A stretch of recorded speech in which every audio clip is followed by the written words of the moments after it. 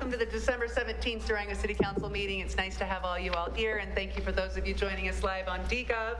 I hope everyone is having a wonderful holiday season. This is our last meeting of 2019. We hope. Right. Yes. We have a lot to be thankful for. We've had a great year, and I think we have a lot to celebrate. So thank you all for being with us. Ms. Phillips, may we have a roll call? Councilor Baxter? Present.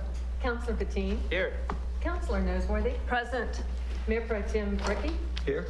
Mayor Youssef? Here. Identification of actual perceived conflicts of interest. Actually, you know what? I do want to bring one up. Okay. And I forgot to get to Dirk before. I have a consent agenda item that I cannot vote on, and I don't think anyone's going to remove it. So just procedurally, Dirk, should I remove that item and then walk out while that one's being voted? It's a consent agenda item that I have a conflict with. What item number? 6.4, I believe. Purple Cliffs? Yes.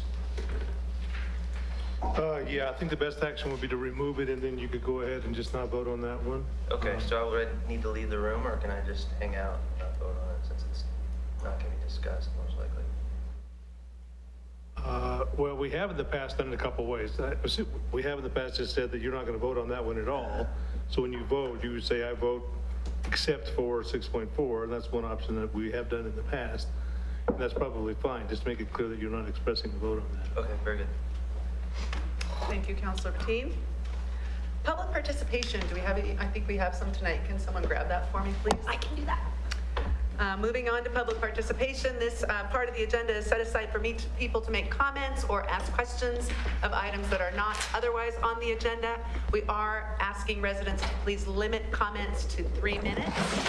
And Councilor Patine, will you please take time for us? I will. At 2.5 minutes, Councilor Patine will raise his hand because he's most easily seen, and that will give you notice that your time is almost up. We don't mean to be distracting, but we are trying to run efficient meetings. So with that, I'm going to start with Charday, please. And when you please speak your name and address at the podium for us. Okay, thank you. I'm Charday, and I live at 2250 County Road 207, Durango, Colorado. And I've lived here for since 1984, and I've been involved in a lot of different things in the community since then. So just Sure. my statement? Okay. Go ahead. All right. Good evening, Mayor Youssef and City Council members. I'm voicing support for not opting into House Bill 19-1230, which would roll back smoke-free protections and bring smoking back indoors. Excuse my voice, I'm sorry. To be clear, I work for Americans for Non-Smokers' Rights in the ANR Foundation. And to be clear, we're not questioning the rights of individuals to use marijuana or the personal use of marijuana. This is about everyone's right to breathe smoke-free air. ANR has 3 major concerns with the new marijuana host regulations for Durango. The number one is the threat of weakening strong public health protections and outcomes associated with 100% smoke-free protections, smoke-free environments.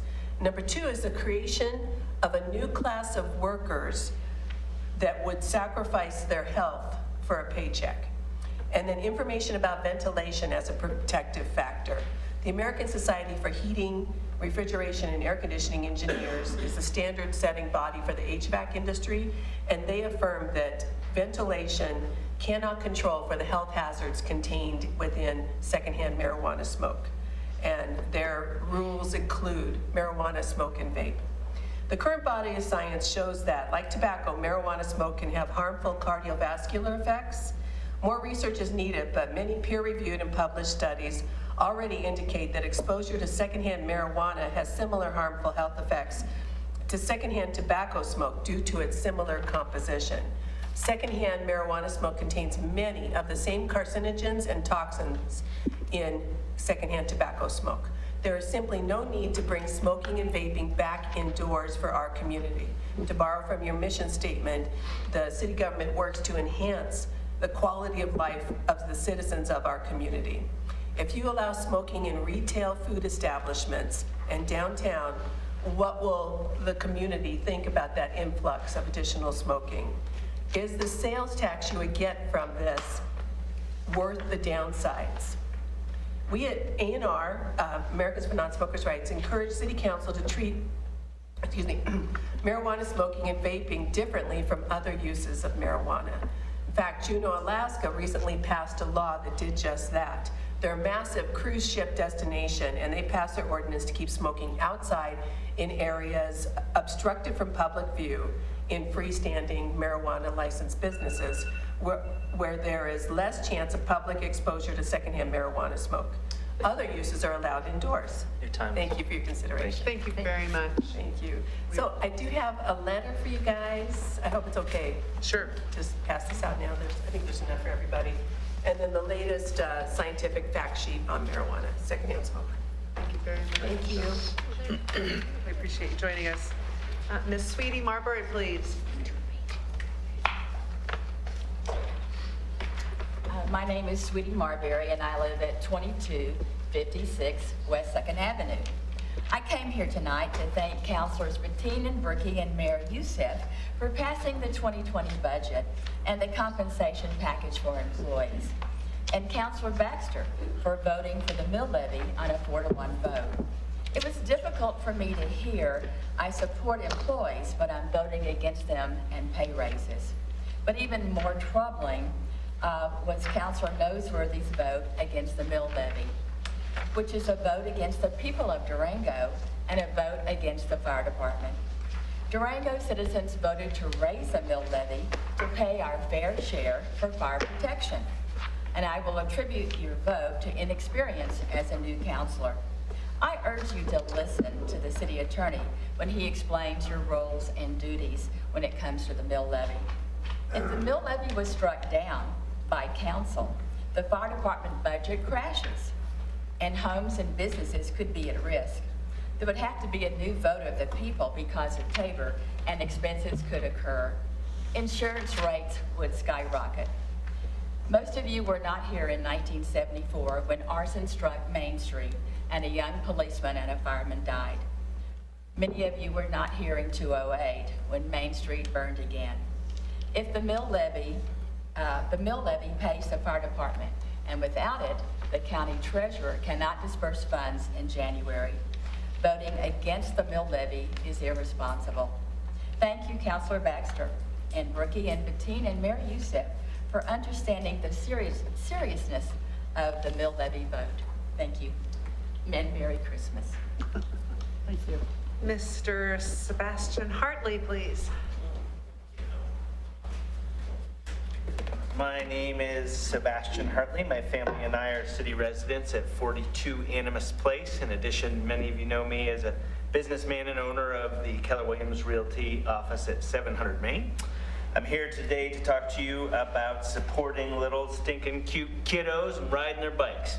And I think all of you remember Durango has traditionally been known as sort of the place of two wheels. We once were the mountain biking capital of the world, and I think what we're seeing right now is a resurgence of national, international notoriety for our cyclists here.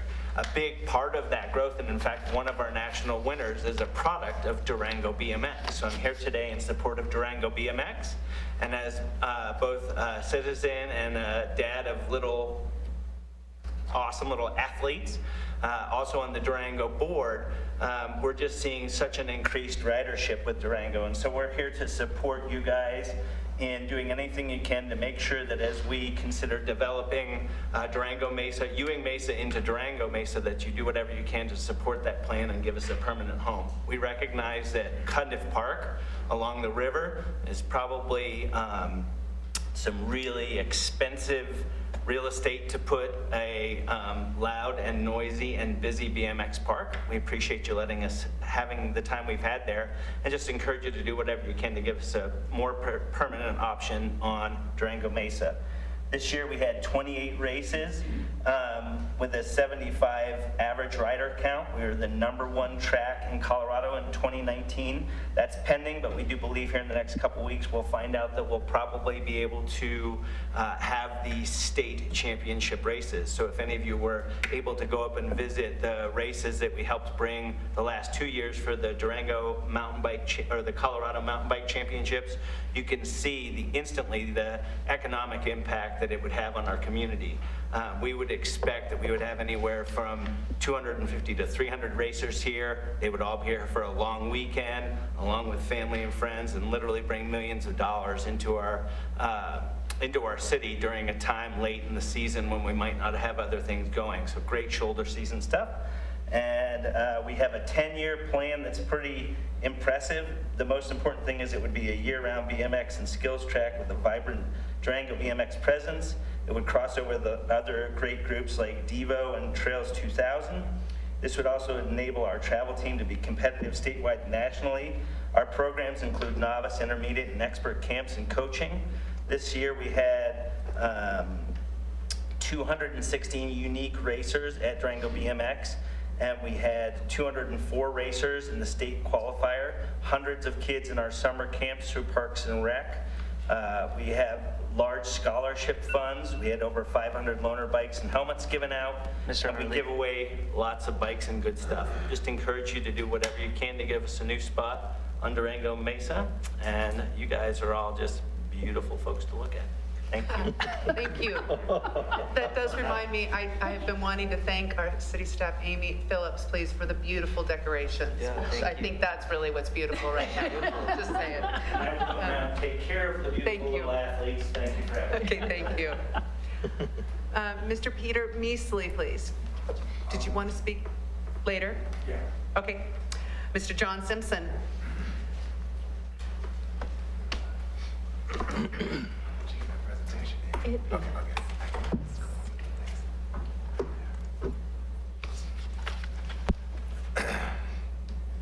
Mayor Yusuf John Simpson, 1831 Crestview Drive.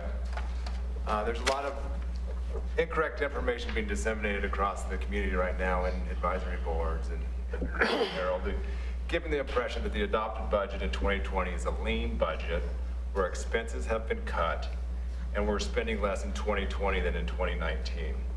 For example, in the Herald's article this week, much was made about cutting $800,000 from the general fund, where that statement I feel is a distortion of the truth. At first glance, when we compare 2019 versus 2020, we look at the bottom and it appears that the expenses went down from 92 million to 87 million.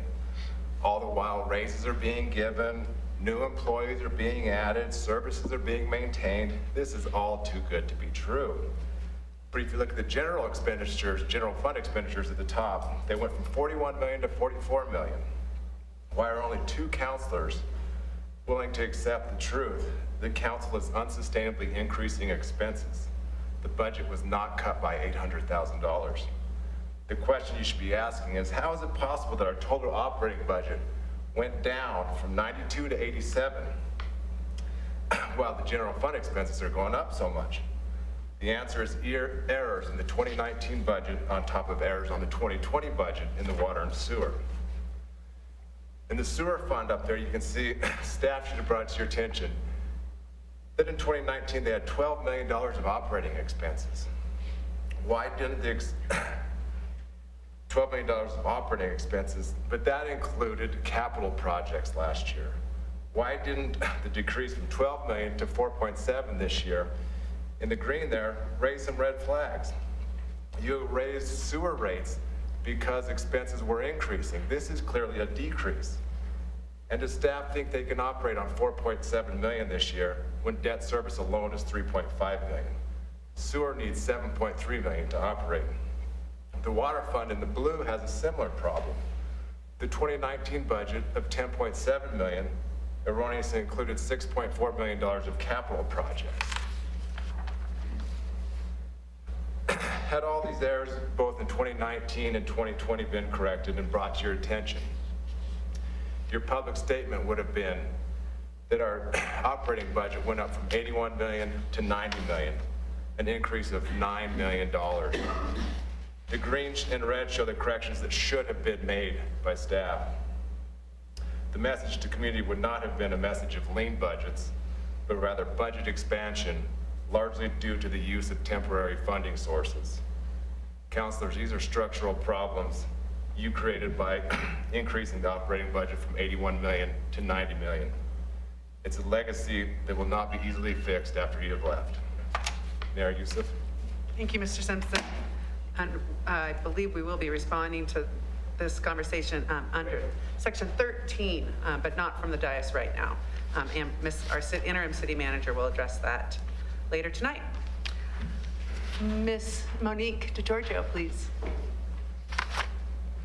Good evening. My name is Monique DeGiorgio. I'm the executive director of the Local First Foundation. We're at 1309 East 3rd Ave here in Durango.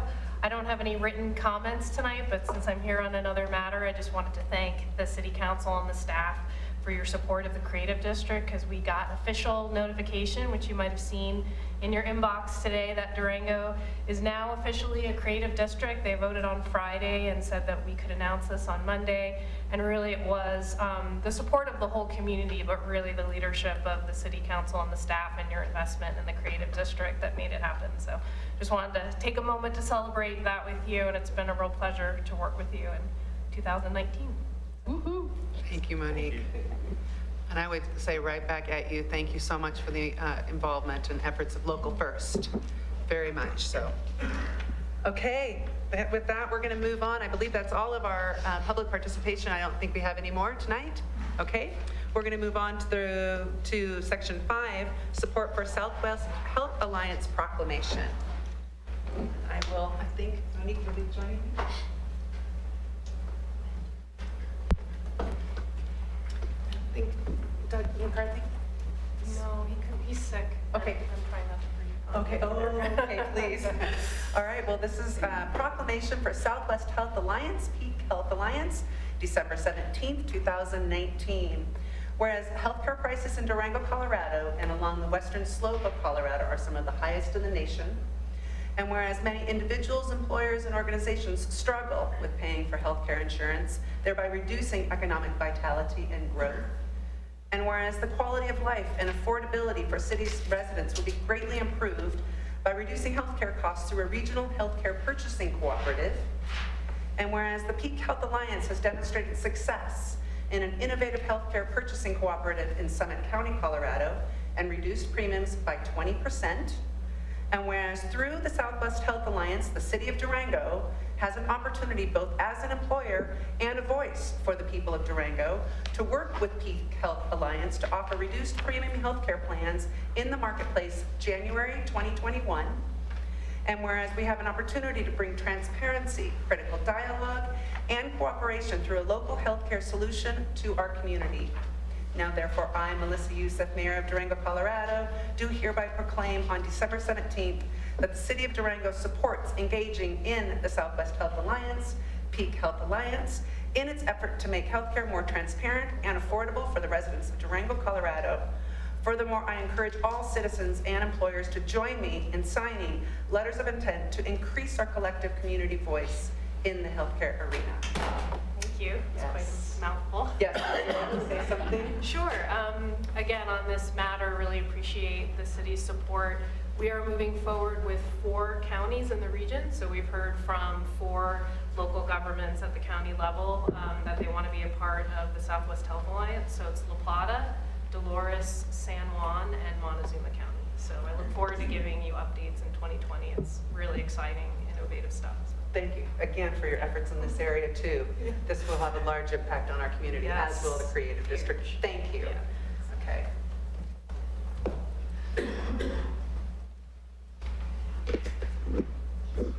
Right. Moving on to 5.2, the library. Sandy Irwin is not here. She has the flu, so she will not be able to present this evening. Right. And so I would like to just have Devin come up and we'll postpone Sandy's item. Great. And I believe Mr. Measley was going to... That's the next item. It's 6 point. It's the one about the... Okay. Thank you. Thanks for joining us.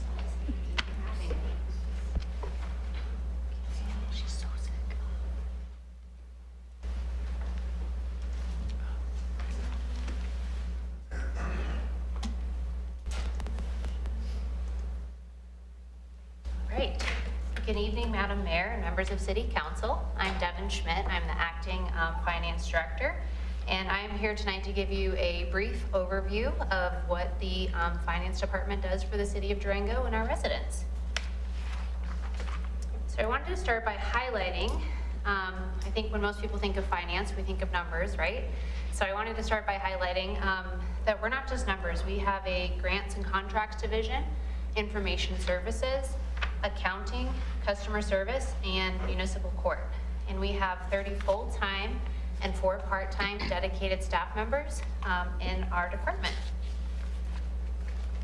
So just to give you a little bit further of a breakdown, I did include an organizational chart for the finance department. And that breaks down how many people are in each division of finance. I did want to highlight that we have a few critical vacancies, and I just wanted to take a moment to applaud our entire department and all city staff for assisting us during our period of vacancies. All right, so this is the Grants and Contracts Division. This division is responsible for the purchasing for the city of Durango, and that entails anything from business cards all the way to procuring a contractor to do the Santa Rita water reclamation facility. So our division had a lot of behind-the-scenes involvement with that large project, and this division follows a purchasing policy that provides fair and equitable treatment of all bidders. Our division also administers the city's P-card program, and we really strive to save taxpayers' dollars by bidding out our projects.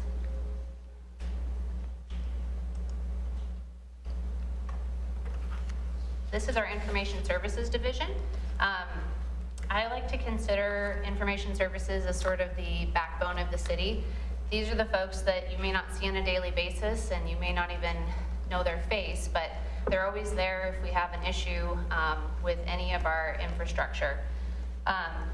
Their strategic focus has been on cybersecurity, and just to give you guys a little bit of some highlights there, cybersecurity risks in state and local governments accounted for 42% of all public sector breaches in 2018, and that was up 25% from 2017. Over the last 5 years, there have been 104 government sector data breaches exposing over $74 million in records, and each one of those records costs around $158 when they are breached.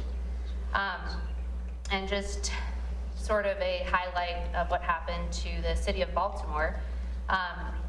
This was one of the larger cities that was attacked with ransomware, and it ended up costing the city over $18 million in recovery efforts and in new hardware and software and staff time. So we're really fortunate to have the IT staff that we do within the city of Durango. Besides just making sure our infrastructure and our city is safe in our information services department, they also manage over 500 PCs and laptops, 75 software applications, and they handle our GIS system. So they are a hardworking bunch, and Justin Carlton wasn't present during the picture taking, so that's why we have him highlighted down there at the bottom. We didn't want to leave him out. Okay, so this is the division that you think of when you hear a finance department. Our accounting division is responsible for all accounts payable processes for the city, payroll, sales tax collection, and enforcement. They handle the cashier window for anything from utilities to parking tickets. Our division also puts out the monthly financial reports. We handle the monthly reconciliations of cash and all of the fixed assets and depreciation for the city. And this division is also responsible for budget creation and the annual CAFR. For the last 35 years, we have received the GFOA Certificate of Achievement for Financial Reporting. And I believe for the last 12 years, we've received the GFOA Certificate for Distinguished Budget.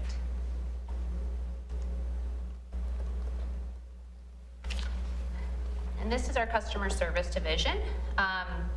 Our customer service division is a newer division under finance. I think they've been with our group for about 2 years. They handle the utility billing for 8,021 accounts, and that continues to grow. They have internal and external customers. So some of the external customers are water and sewer, trash and recycling, parking and transit activities. And our internal customers are the utilities department, transit department, parking division, recycling, and trash. So they handle a lot of different internal and external functions for the city. Also under the finance division is municipal court. The municipal court maintains files on every summons issued by the city of Durango and the Fort Lewis College Police Department and the La Plata County Animal Protection for violations of municipal law. The court also hears all cases involving such violations and reports applicable convictions to the appropriate authorities. So this is sort of an interesting fact about this department. They can act as the bailiff and dispatch PD in the event any of the defendants get a little hostile. So kind of an interesting part of what they do. They process approximately 6,000 cases per year, with approximately 2,000 of those appearing in court. And they're estimating to do around 200 plus warrants in 2019. And I just wanted to thank you guys for learning about what the finance department does. It's a very dedicated and hardworking team, and I'm really proud to be a part of it. Can I answer any questions? No questions, I don't think, but thank you so much for your efforts and for your presentation. Thank you. I really appreciate it. Thank you. Thank you. Okay, moving on to item number 6, review of the consent agenda. This is part of the agenda is intended to allow City Council by a single motion to approve items that are routine or considered routine or non-controversial, and there will be no separate discussion of these items unless the council requests that an item be removed from the consent agenda. Ms. Phillips, can we have roll, will you please read our consent agenda items, please? Items 6.1 through 6.3 are approval of minutes. 6.1, the joint study session of November 18th. 6.2, the special study session of November 19th. 6.3, the regular meeting of November 19th. Items 6.4 through 6.15 are discussion and possible action items. 6.4 concerns the Purple Cliffs at Escalante Condominium's final plat. 6.5 concerns the Mountain Trace Townhomes Building J as-built final plat. 6.6 concerns the Elevation Park at Hope Springs subdivision final plat. 6.7 concerns Resolution R 2019-53 authorizing additional appropriation to the Capital Projects Fund for the Santa Rita Park project. 6.8 concerns Resolution R 2019-54 authorizing additional appropriation to the general fund for the Durango Community Recreation Center. 6.9 concerns Resolution R 2019-55 to convey assets from the City of Durango to the Southwest La Plata Library District. 6.10 concerns Resolution R 2019-56 authorizing additional appropriation to the Water Fund and the Water Capital Fund to complete the Florida Headgate Phase 3 project. 6.11 concerns Resolution R 2019-57, authorizing additional appropriation in the Water Fund and the Water Capital Fund to complete the Grandview Pump Station Building and Site Improvements project. 6.12 concerns Resolution R 2019-58, authorizing additional appropriation to the General Fund for the Gray and Black Market Marijuana Enforcement Grant Program Award. 6.13 concerns Resolution R 2019-59, authorizing additional appropriation to the Library Capital Outlay budget line for the access control upgrade project in excess of amounts budgeted in the 2020 budget and a reduction to the 2020 library other contracted services budget line. 6.14 concerns a letter of intent to consider participating in Peak Health Alliance and Southwest Health Alliance. And 6.15 concerns appointments to boards and commissions. Thank you, Ms. Phillips. Do we have a motion to approve the consent agenda items, or we have a counselor that would like to withdraw a consent agenda item? I Ms. would, Worthy? and I think I sent a note to everyone. I'd like to remove 6.7, 6.8, 6.10, 6.11, and I asked the city attorney about 6.15. I believe this was a new addition to the agenda, and I note on this one that the minutes have not been, unless I missed them, the minutes have not been distributed from that meeting, so I'm curious about the procedure of kind of approving this when the minutes have not been made available to the public. So let's remove that and we can have discussion at that time. Sure, I don't, I have a question about the process. No problem. And Mayor, I'll remove 6.4 just for the purposes of identifying it to abstain from the vote due to conflict of interest. Any other? 6.13. 6.3? 6.13. Do we have a motion? Counselor Brookie? Anything? None. Okay. Do we have a motion to Are there some approve left? the few items that are left? I'll make a motion that we approve the consent agenda for the items that have not been removed. Second? Yep. Ms. Phillips? Maybe have a roll call. Counselor Noseworthy? Yes. Counselor Baxter? Yes. Counselor Bettine? Yes. Mayor Pro Tem Brookie? Yes. Mayor Youssef? Yes. Okay, I would suggest we start, why don't we start with you, Counselor Bettine? Why don't I just 6.4? leave the room and then we can just vote on that. Okay, Come back. How's that? okay. Give me a chance to pull it up. Counselor Bettine is removing himself due to a potential perceived conflict of interest. Therefore, we may now have a motion to approve this item, please. I would make a motion to approve item 6.4 from the consent agenda. Second? Any further discussion? Ms. Phillips? Counselor Noseworthy? Yes. Counselor Baxter? Yes. Mayor Pro Tem Brookie? Yes. Mayor Youssef? Yes. Great. Moving on, Counselor Noseworthy. 6.7. 6.7. So, thank you, Ms. Metz, for coming up. I'd like to just hear a little bit more about it, and then when I hear it, then that might clarify some of my questions for why I removed it from it. So if you could just kind of talk us through this. Of course. And then I will probably have some comments. Great, thank you. Good evening, Mayor Youssef and members of City Council. This agenda topic is regarding an additional appropriation to the Capital Projects Fund for the Santa Rita Park project. The development of the water reclamation facility utilized a portion of Santa Rita Park by the construction contractor for a staging area for equipment and materials. The contractor, Archer Western, was required to replace the disturbed area that was impacted because of the construction project. The Parks and Recreation Department has been very involved in the reconstruction of Santa Rita Park and requested that there be some changes to the way that the park was going to be redeveloped in the original construction documents that the contractor bid on. Requested that instead of seeding the grass, that we would place sod just so that it would be able to be utilized more quickly by the community and be a higher quality turf grass. And we also requested that the irrigation system, instead of being repaired, because it had been utilized with heavy equipment and was significantly damaged, we thought that the irrigation system should be replaced with a new system. And then also the soil profile was scraped from the park site, and so we wanted to make sure that a better profile was brought back.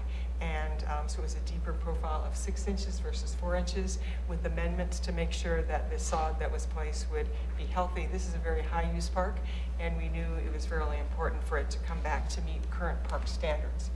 So the contractor did agree to utilize sod instead of seed by having the Parks and Recreation Department come in, and as soon as the park was reconditioned, which will be in 2020, that we would take over the maintenance of that new facility, and we thought that was acceptable from the city's perspective. So this topic was discussed by not only the Parks and Recreation Advisory Board, but the Infrastructure Advisory Board. And previously in 2018, the City Council had appropriated funds in the amount of $250,000 for the replacement of the sand volleyball courts that were moved because of this construction project.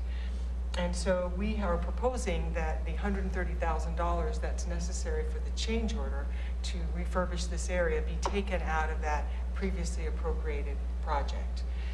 We did have discussion with the Parks and Recreation Advisory Board and the Infrastructure Advisory Board, and the boards recommended divergent recommendations to the council, where the Parks and Recreation Advisory Board recommended using other city funds, and the Infrastructure Advisory Board suggested using the previously appropriated funds for the sand volleyball courts.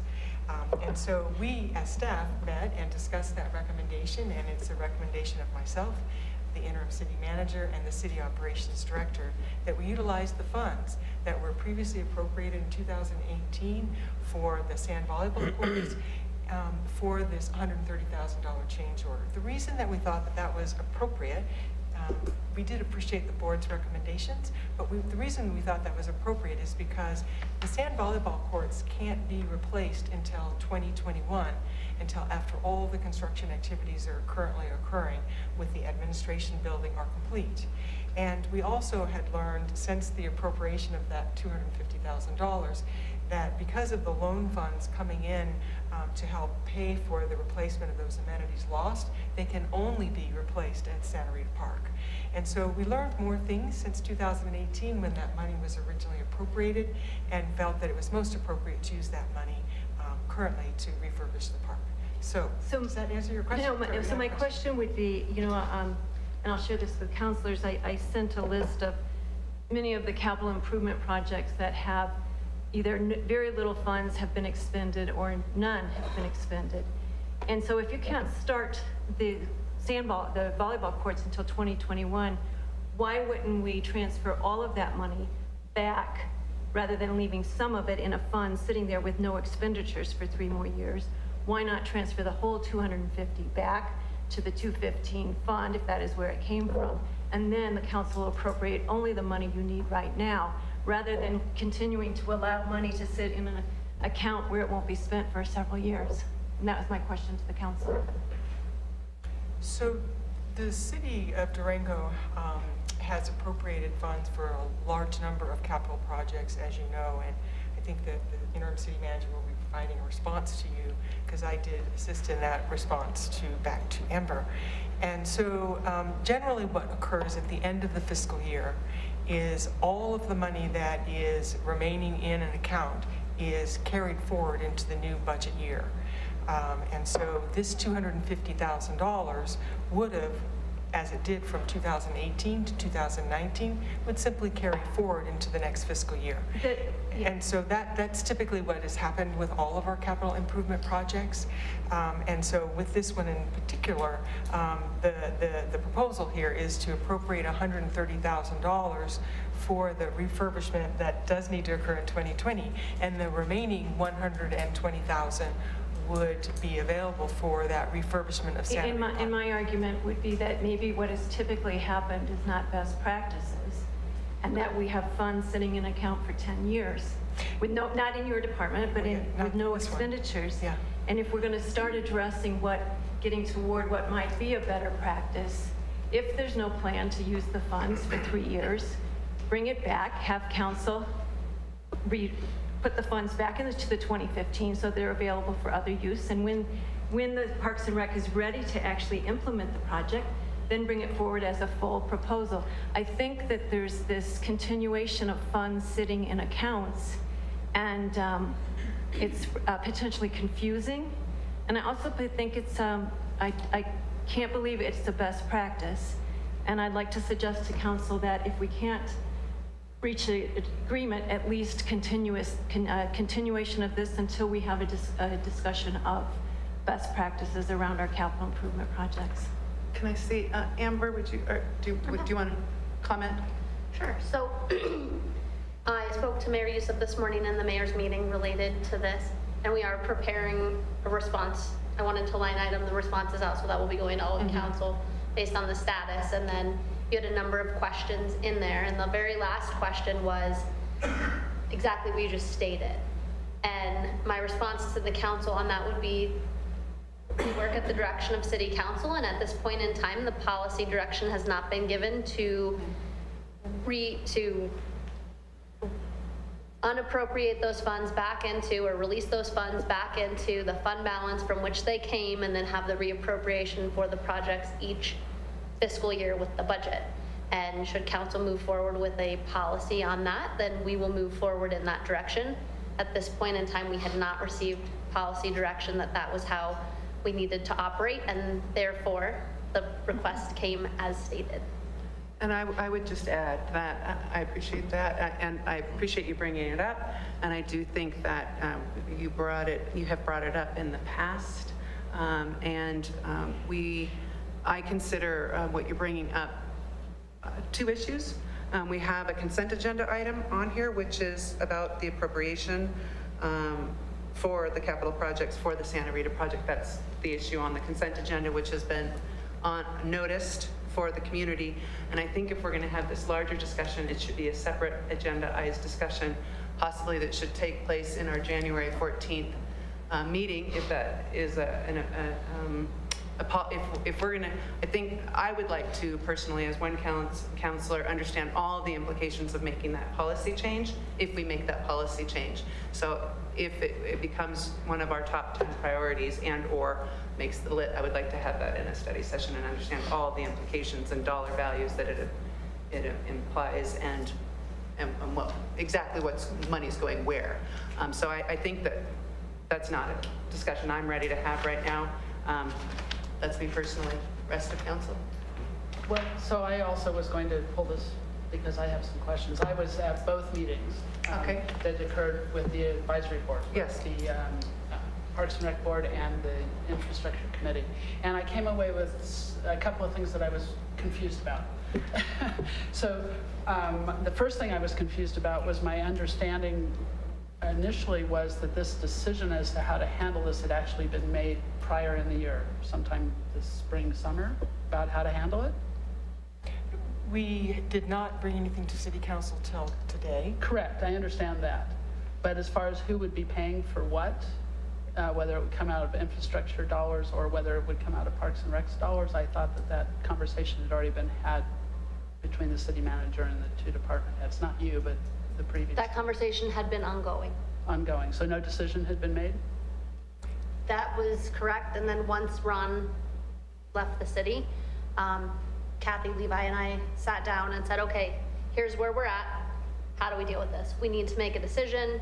It went to the Parks and Rec Advisory Board first, and then it went to the Infrastructure Advisory Board. And since we had the divergent or conflicting recommendations, we said, okay, it's time to look at all of the facts and come to agreement within the department head to make a recommendation. So I just wanted to be clear. That was one thing I was confused about. Okay. So I wanted to be clear on that. So, but the conversations had taken place. Been taking place, but they hadn't been finalized. Right. Okay. All right. So another question that I had was, and Levi, you may want to come up also to address this because the conversation happened in the Infrastructure Committee, but I thought I understood that there was money in the Santa Rita Park fund that was supposed to pay for replacement of sand volleyball courts at Santa Rita Park. Yeah, Levi Lloyd, Director of City Operations, and that is correct. So SRF state revolving loan funds were with the understanding that we knew we were going to be impacting the basketball court and sand volleyball courts. Those funds, those state revolving loan funds, were allocated for replacement of the sand volleyball court and the basketball courts that were displaced by the construction of the Santa Rita Water Reclamation Facility. And those funds are still available, and we intend to follow through with that. So that's not the $250,000 that we're talking about tonight. The $250,000 that we're talking about tonight is an appropriation that was made through Parks and Rec to pay for sand volleyball courts elsewhere than at Santa Rita Park. So what happened in 2018 is once the community learned that we were going to be losing the sand volleyball course, we got a significant amount of encouragement from the sand volleyball advocates to find a replacement location for the sand volleyball courts.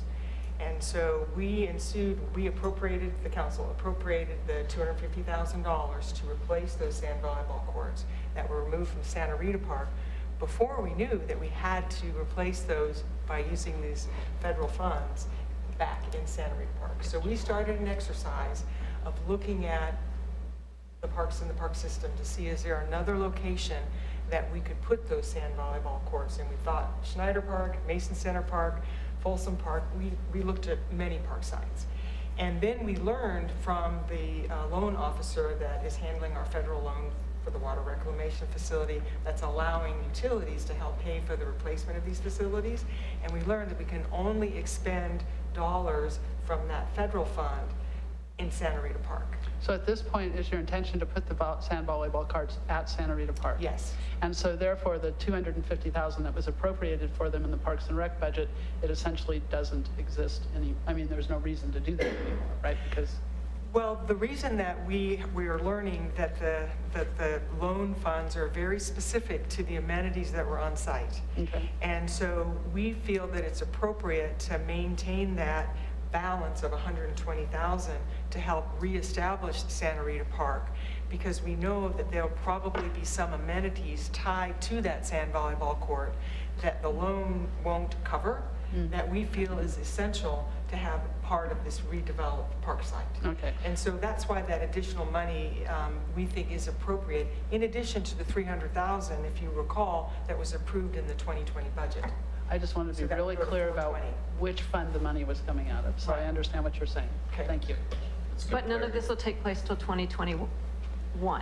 Correct. Because, the reestablishment of the turf area would occur in 2020 because that area is available to us. Because of the construction of the administration building for utilities, we wouldn't have access to the entire park until 2021. And so we anticipate in 2021 we would be coming back with more details about how the whole park is going to be redeveloped in that year to start. Kathy, how many would you estimate that you have sitting in accounts right now that's not being spent because that might have been appropriated and it can't be spent in the next 2 years? I guess that's my biggest concern, is tying up money, putting it in an account, and then the difficulty in following the money. Yeah, so I think this interim city manager has those details. I don't want to guess with you with a number because I want to make sure it's accurate, but we have all of that detail available for you. In terms of, is it a concern that this money sits? And, that was a discussion with the Parks and Recreation Advisory Board when they recommended the $300,000 for the 2020 budget. One of the things that you have to keep in mind is that money does still earn interest, so it's not like it's not in an interest-bearing account.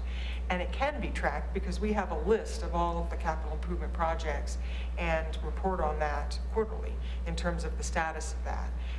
And so, it was important to the advisory board to set aside funding knowing that we can't cover 100% of the redevelopment costs with utilities loan funds. So that's why. Further comments from council?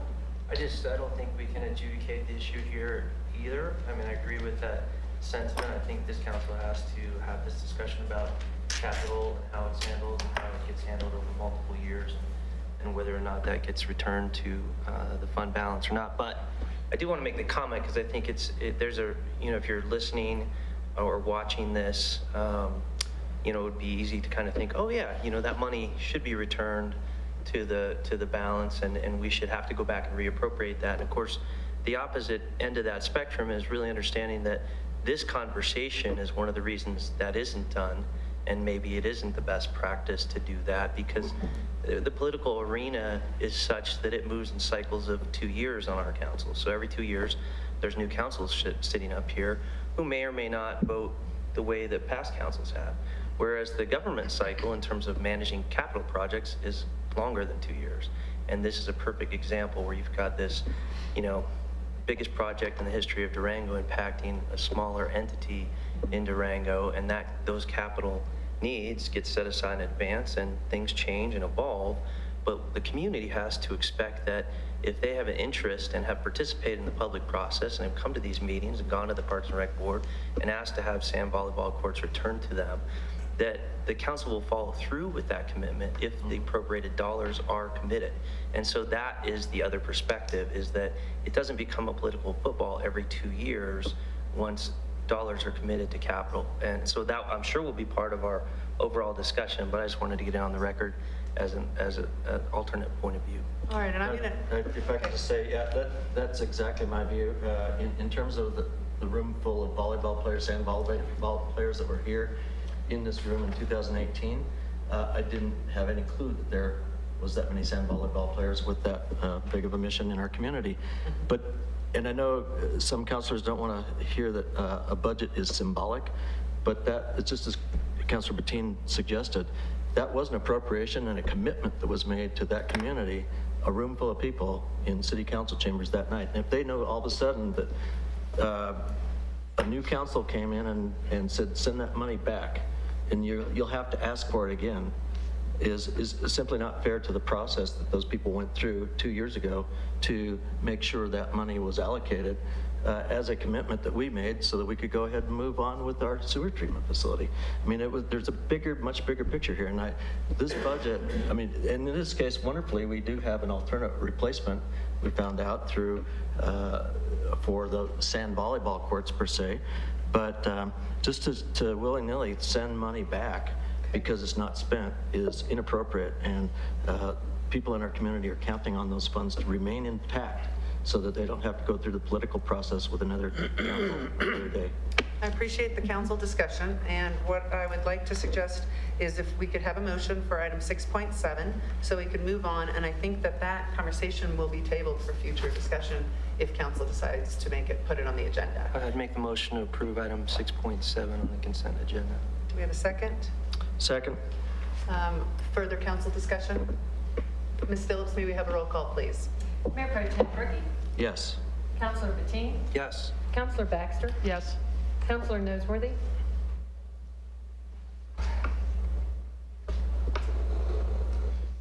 Yes, with a caveat that I really am looking forward to a full discussion of our capital improvement process and how many years out we'll approve projects.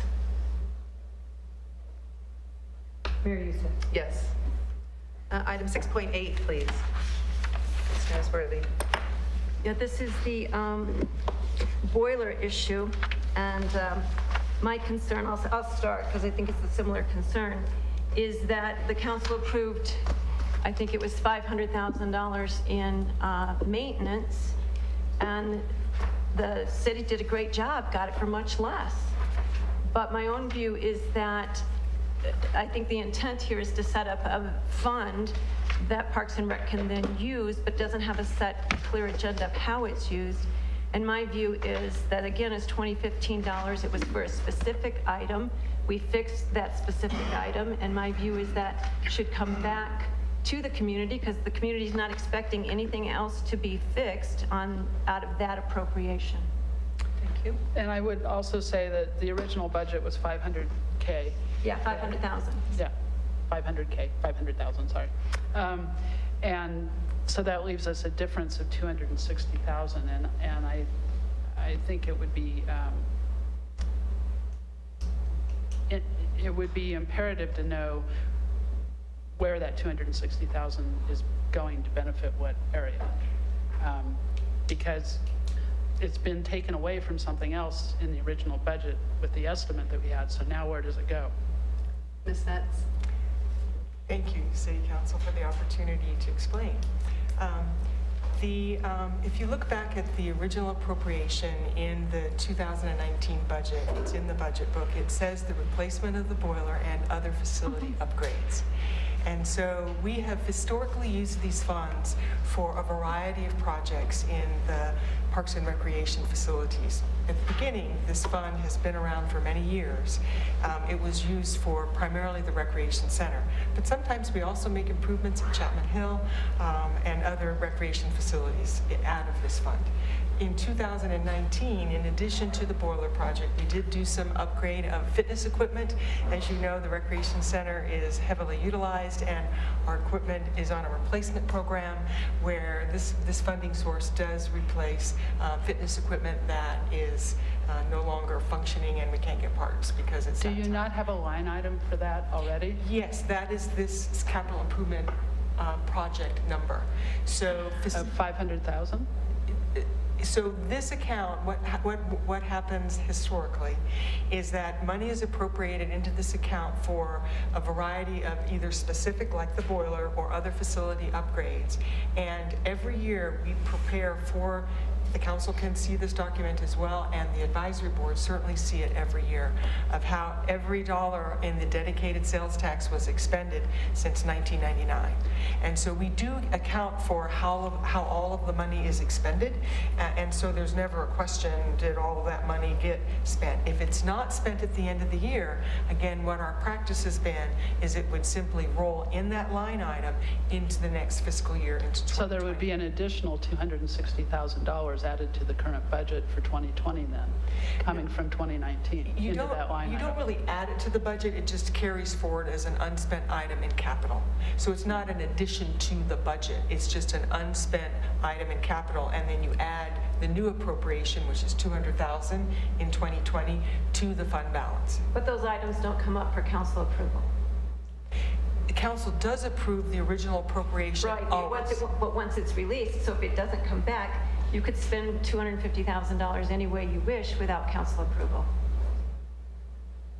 I think this is one of those conversations for the day we're going to have this conversation, because I think there's a lot, this is a very complex situation, and I just think that these items illuminate the need for that conversation and some direction on that. Yeah, this one would be a different case study. I mean, It's a very different situation. I understand it's a different case, but I'm not arguing your point. I'm just saying, There's I no think I'm agreeing with your point. constituency saying, fix the next boilerplate. No, I understand that, but it's still the same. It's the concept of what are we doing here, and when does money roll over, when doesn't? Because I've been told in the past that you can't obligate a future city council, which would mean that without approving the appropriation again of these funds, we couldn't do that. And I've been told that by the city manager, and I've been told that by the city attorney. So I think we have some conflict here in the process that we're using, and I just think we need to get clear on it.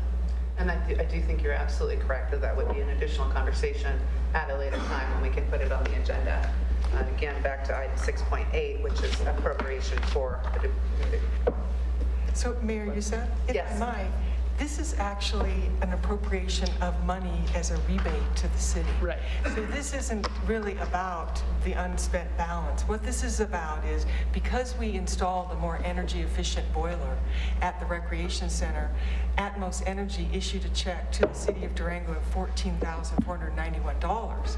And so we're just simply asking to appropriate that revenue into our revenue for the Recreation Center to offset the operating costs. The great news is we've been tracking the actual amount of natural gas that we're using at the Recreation Center September, October, November of this year, and there's been a reduction of over 4,000 cubic feet, 4,484 cubic feet of natural gas, which is already a savings of $2,000. So in addition to saving on our bills for natural gas to heat the Recreation Center, we're getting a check, and all we're trying to do tonight is appropriate that money. Great. It just brings up other questions is all, Kathy. I understand this. You know, you've got almost a 2% return on your... But we need to have those, I agree with you that we need to have those discussions at the right time, properly agendized. So looking for a motion for 6.8. I'll make a motion to approve item 6.8 on the consent agenda. Second. Further discussion from council. Ms. Phillips, may we have a roll call? Councilor Bricky? Yes. Councilor Bettini? Yes. Councilor Baxter? Yes. Councilor Noseworthy? No. Mayor Youssef? Yes. Item 6.10. Okay, 6.10. Mr. Lloyd, thank you. Maybe we should just start with the explanation Yes, from that would be Mr. great. Lloyd on this. So item 6.10 is discussion and possible action concerning a resolution authorizing additional appropriation to the Water Fund and Water Capital Fund to complete the Florida Headgate Phase 3. So the Florida Headgate, as you know, the Florida River is our main source of water. The original structures were built in 1929. We've done some improvements in the 1950s, the 1990s, and the early 2000s.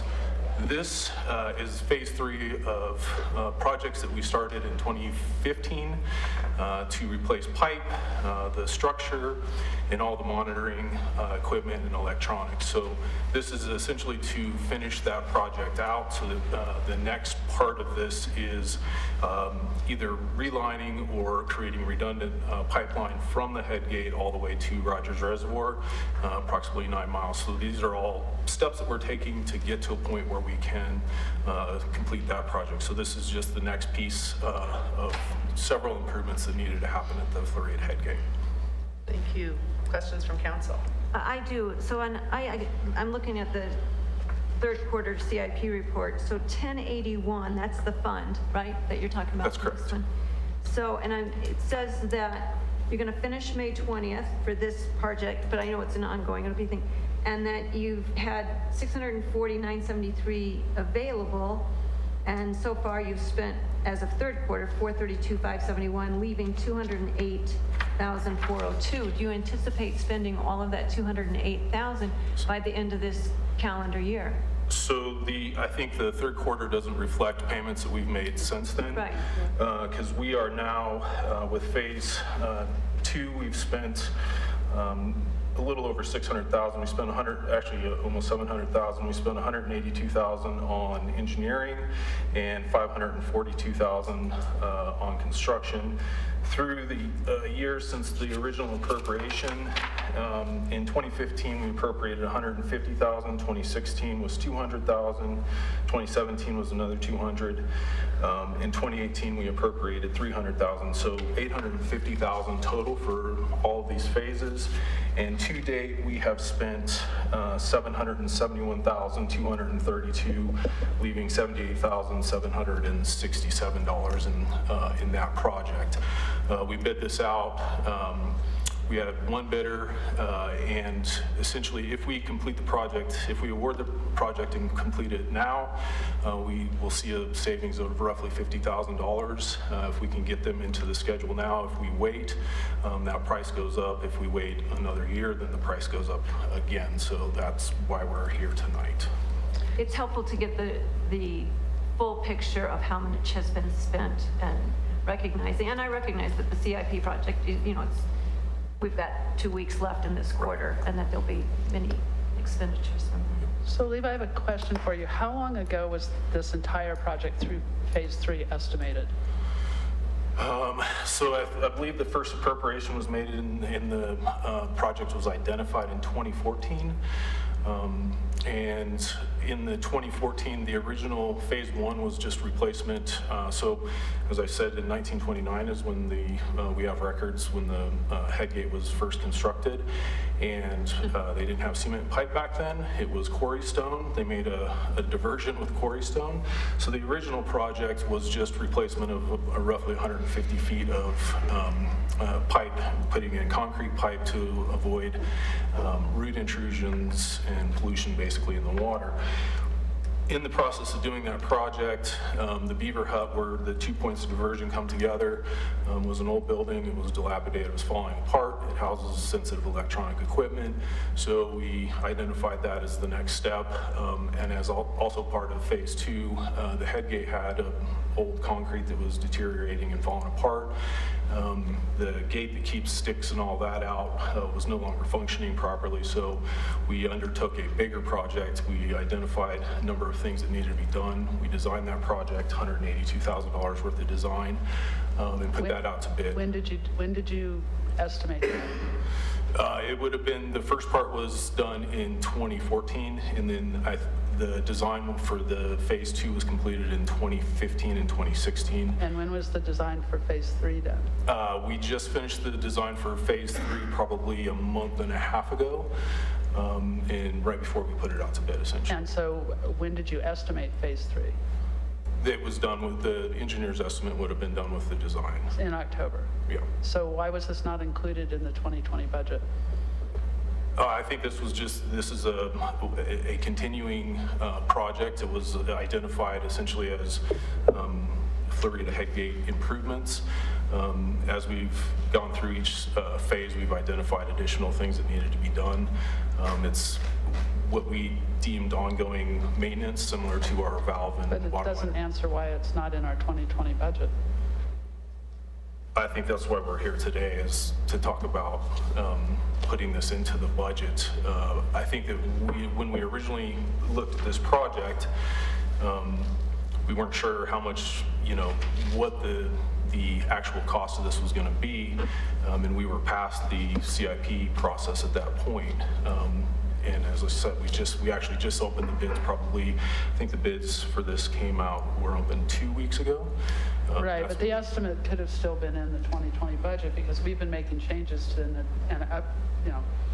changing the 2020 budget up until just a couple of weeks ago. So I'm just wondering why we aren't taking advantage of that opportunity to put it into the budget, to approve it through the budget process rather than doing it this way.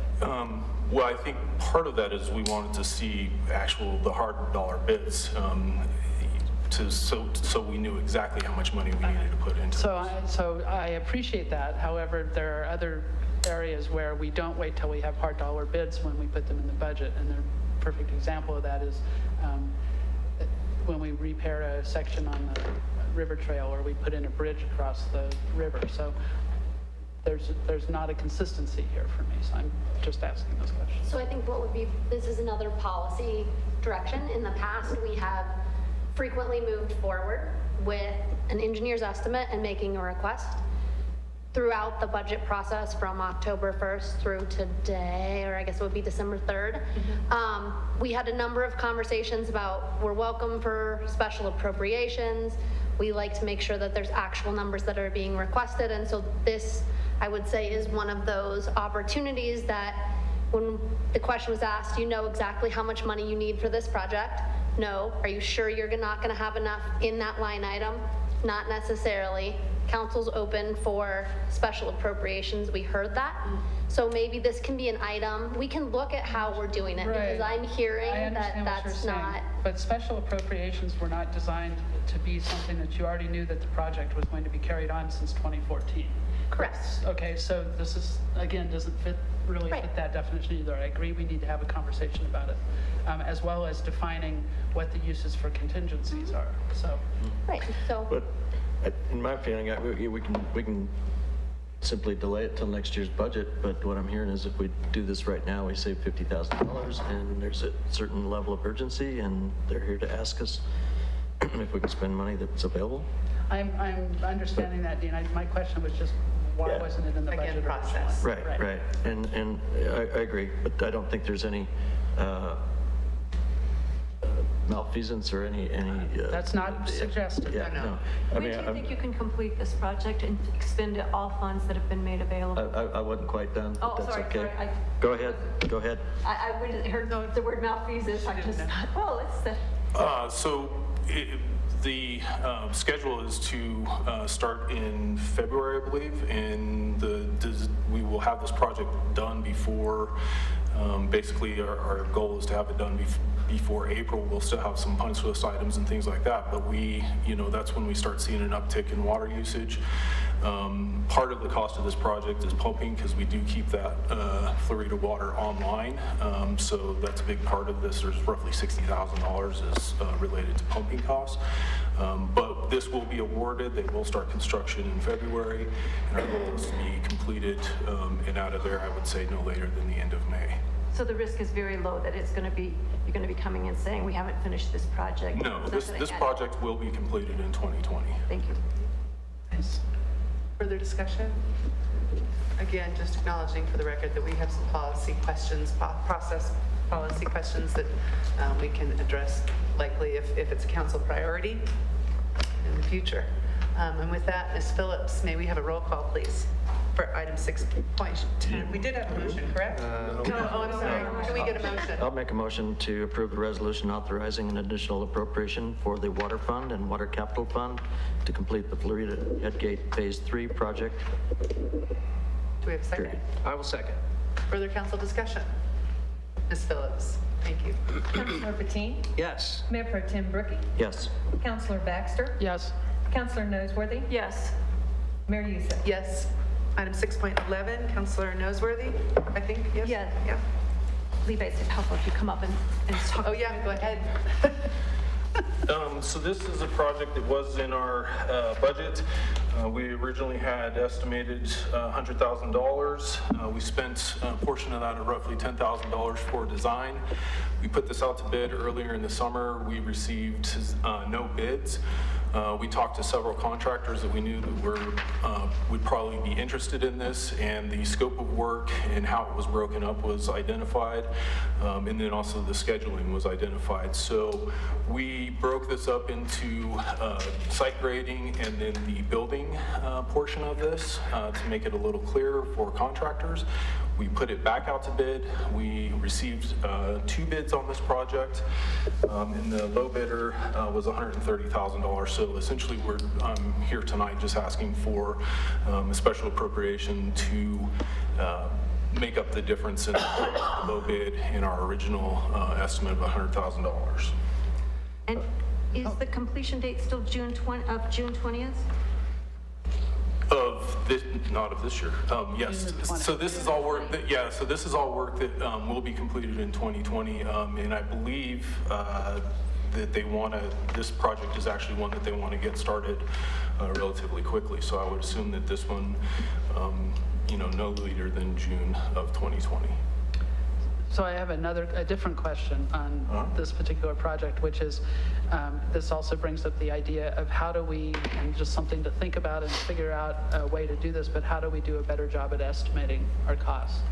Because this was estimated very close to the time that the bids actually came in, and it would seem that they might have been more. So this one was actually, we looked at this project very early in the year, and I would agree that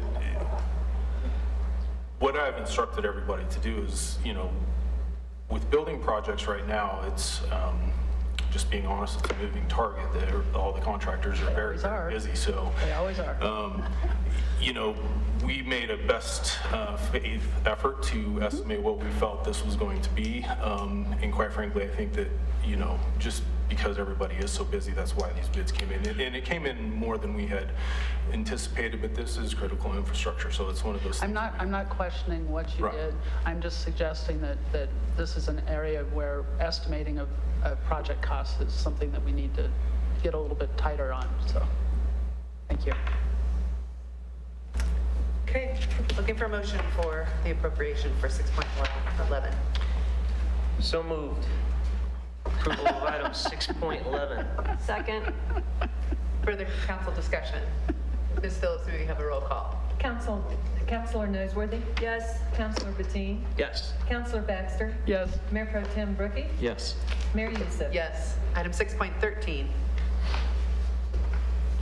I believe that was Councilor Baxter. Yeah, it was. Trying to find my, oh, okay. If there's any. Library capital outlay. I don't have my piece of paper here. So my question had to do with the idea, it's missing. Right here, I'm gonna pull it up. 6.13, there we go. Oh, there's no agenda doc. Oh, there it is.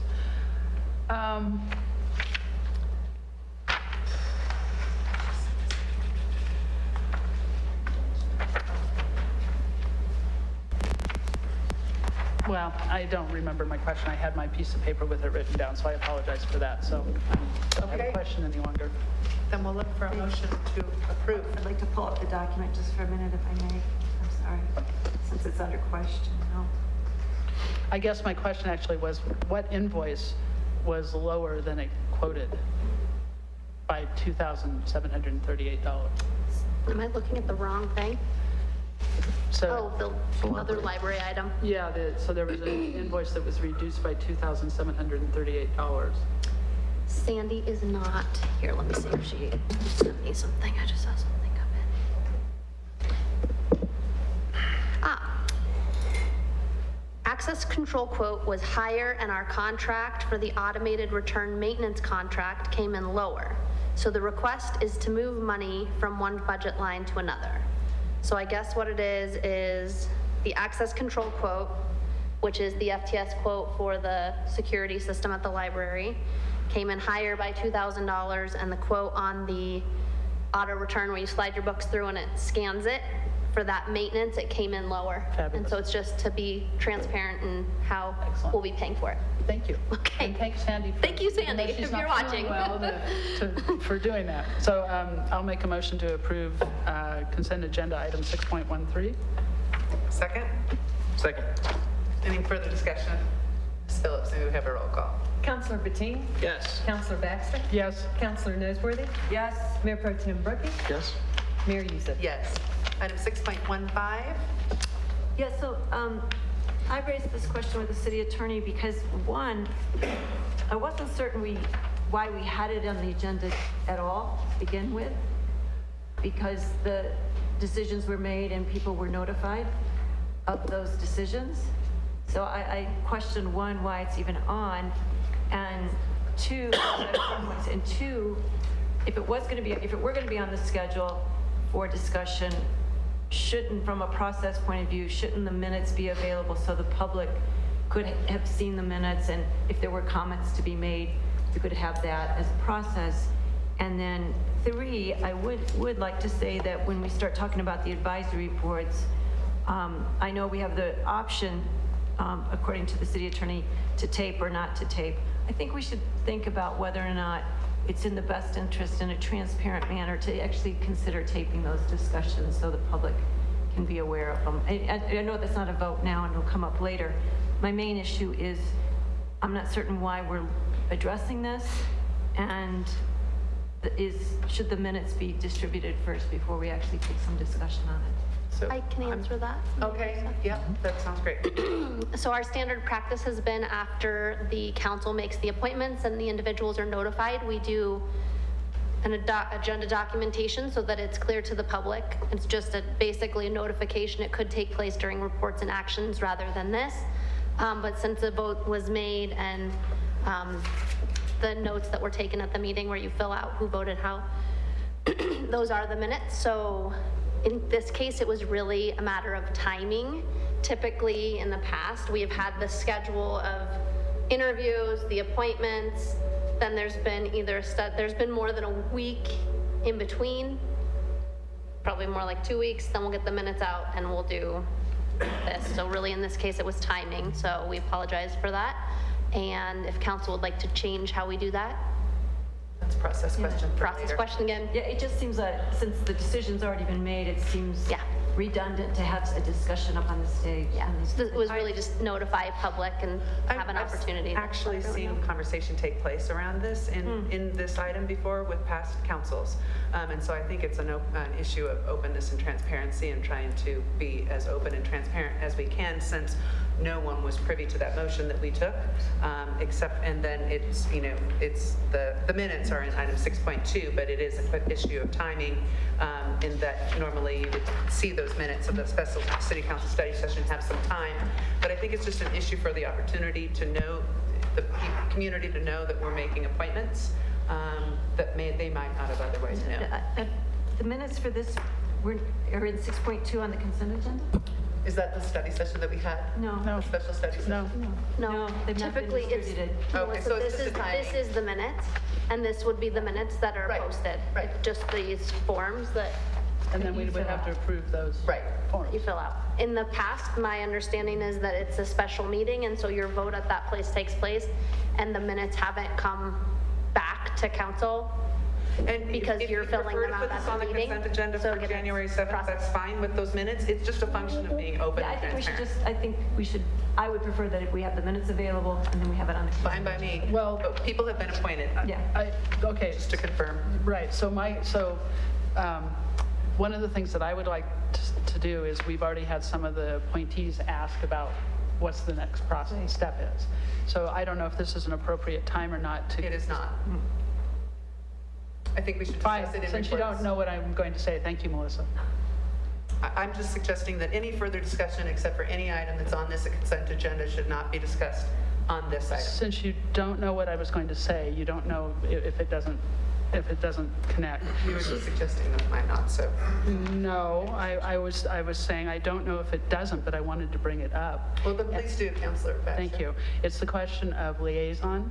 So, and the reason why I wanted to ask this was if we want to start moving forward with it, we might want to do that now rather than waiting until January. I would suggest that the liaison question isn't related to concerning appointments to the boards and commissions, because this was regarding candidates. So I would suggest we have that discussion if we would like under reports and actions or future potential business items. Perfect. We'll do it then. And in the spirit of moving along, you know, I question the process. I think that a better process going forward might be to have the minutes available before we have this coming up. But I also don't want to slow down the process of getting people engaged and moving Duly forward. noted, that's fine. And I think it was just a timing issue, but again, it's an effort to be open and transparent. That's why it's on the consent agenda. Well, I'd like to make a motion to approve the appointments to the boards and commissions, specifically the Strategy and Long-Term Finance and Finance Commission. Community correction, or the And to the Community Corrections Board as well. And we met in a special meeting. Decisions were made. We picked 5 people and 1 person, respectively, on those boards. And for the benefit of the public, I'd like to take formal action on that this evening, which is what this is all about. Second. Thank you. Further council discussion? Ms. Phillips, may we have a roll call? Councilor Baxter? Yes. Mayor Pro Tem Berkey? Yes.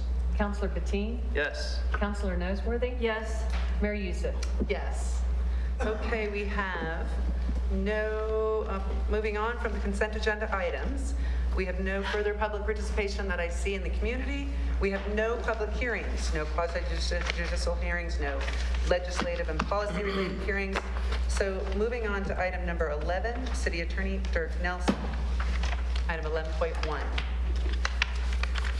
Yeah, I think following the study session last week, I understand some questions have been raised about the process and authority around the interim city manager hiring department heads in general and specifically finance director. So I was asked to briefly discuss that item, and I'd be happy to answer questions about that as well. But I think that just to sort of recap the process, the interim city manager was hired via a contract that's specific that the interim city manager has all the authority to act as a city manager under Article 3 of the city charter.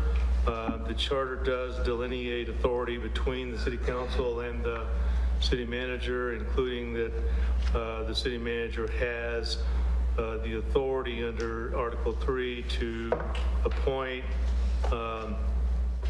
all department heads with the approval of city council. So the process that's been followed and I think that's contemplated is that city manager does go through the process, select, and then request approval of council for the person to be appointed as a department head. So I think under the charter, the department head process is just like really any other personnel decision, except for the fact that those particular appointments come to council for approval. So I think that's a very brief outline of the process. Appreciate that. Questions about that? Council questions, thoughts, follow-up? Okay. So this is in reaction to a study session last week in which we, I thought there was consensus, our majority of council gave the interim city manager ability to initiate that search process for the finance director specifically? No, I don't think that was the consensus. Well, then maybe we need to bring that to some clarity this evening. Good idea. And I think Amber will talk about an update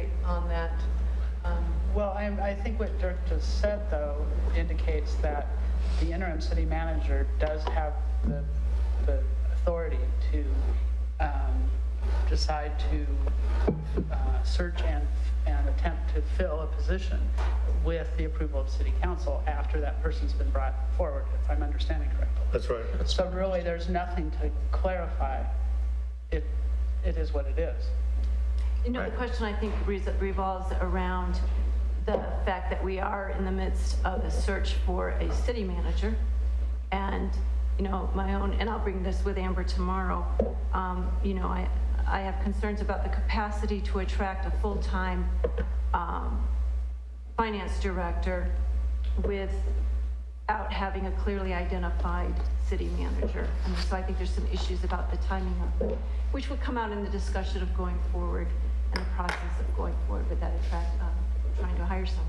I think it's well, and of course, the new city manager will have the option of choosing their own finance director if they so choose. I mean, they could replace that finance director. So kind of it is what it is. So, and you don't totally know how the timing will work out. I think the idea is to initiate, and that we're obviously down in that department in a substantial way, and there's been some outcomes relative to that, I think. So it's, you know, I certainly understand the city manager's desire to go forward and try to initiate that process, but I also had some conversations, as others have, with the search firm, and we discussed that. And you know, the search firm said that finance directors are very, to me, they're very hard to find. But he also said to me that it will be very hard to find a finance director who doesn't know who his or her boss will be. Right. The quality of people that will apply will be limited. So I think we need to be aware of that with the timing, because it is a difficult position to fill. We're going to want a great person, as we all, I think, agree there. And so I think those things need to come into consideration of, are we going through an exercise where we might not, where a search firm has said it may limit the quality of applicants and the number. If we're into this discussion at this point, I guess, is that okay to carry on this discussion? I think yeah, because I think that we also have it basically in two places on our agenda tonight, because we have it listed under interim city manager report. But you're welcome to weigh in, Amber, since this is involving your finance department that reports to you.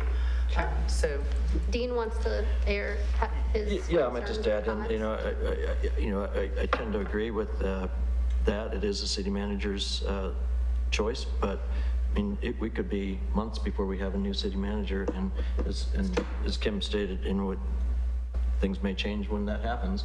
But in the interim, we've got some really serious things to be doing, and we can't simply kick this can down the road for another 6 or 8 months. I believe it's my feeling. But we do have an interim person coming for, as the interim city manager explained last week, we have someone coming for, I believe, 3 months. Correct. That's so correct. We're in the process of finalizing, I'll just do my update on that one. Okay. Finalizing the contract with the interim. It's actually with the executive search firm that we're obtaining the interim through. And we're also working with that same company for the procurement of a search for permanent finance director.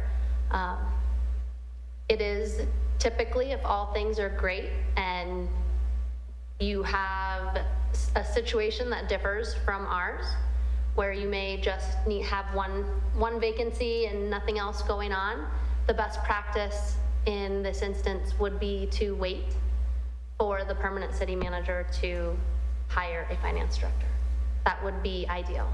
However, per the ICMA Code of Ethics and based on conversations with my peers, other city managers, as well as information from ICMA, if it's in the best interest of the organization and it's a critical position, which a finance director is, it is the responsibility as an interim to seek a person that can fill that need so that you can meet the needs of the community and the organization. So in this case, I have evaluated both where we stand and what we're looking at into the future. And I feel very strongly that it is important that in the very least we try to find a permanent finance director that meets the criteria and the needs of our organization and our community. And if we are successful, that's fantastic. And if we're not, at least we are following what the Code of Ethics says and the best professional guidelines. So that's where I stand on that. Appreciate that update. And I appreciate your update as well, Mr. Nelson. Any further discussion from council on this issue? I think that helps clarify pretty readily. Okay, moving to item 12, introduction of ordinances. Mr. Nelson. Yes, this is ordinance O-2019-20, no, I'm sorry, that's not the right number.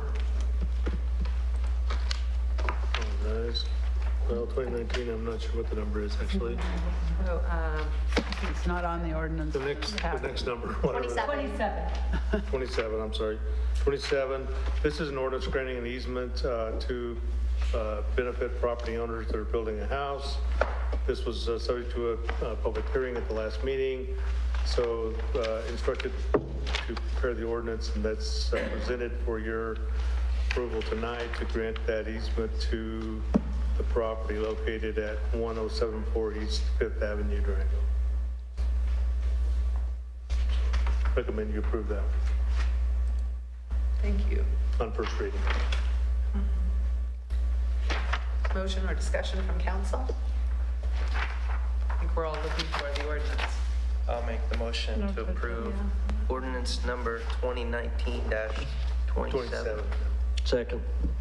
Further council discussion? Ms. Phillips, do we have a roll call? Counselor Brookie?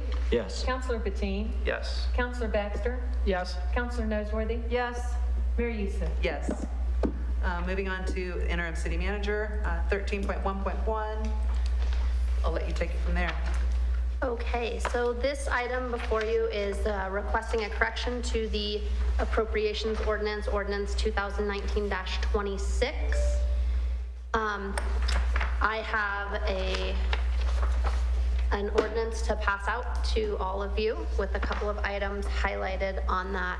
This is not the document that was in the... No, there was one additional item, and I'd like to explain what changed. And Brett, I have a copy for you. I'm going to give you mine when I'm done. Okay. Okay, so if we start at section 1, there was a row that was omitted in the original appropriations ordinance 2019 tax fund in the amount of $6,228,824. The row was omitted, and the bottom line, the total operating expenditures in this do not change with the addition of that row. The numbers were already included in the total. And then in section 2, the water capital projects fund was missing a 0. So that changes the total. That was summing with 12,000. No, 120. It was not totaling at all.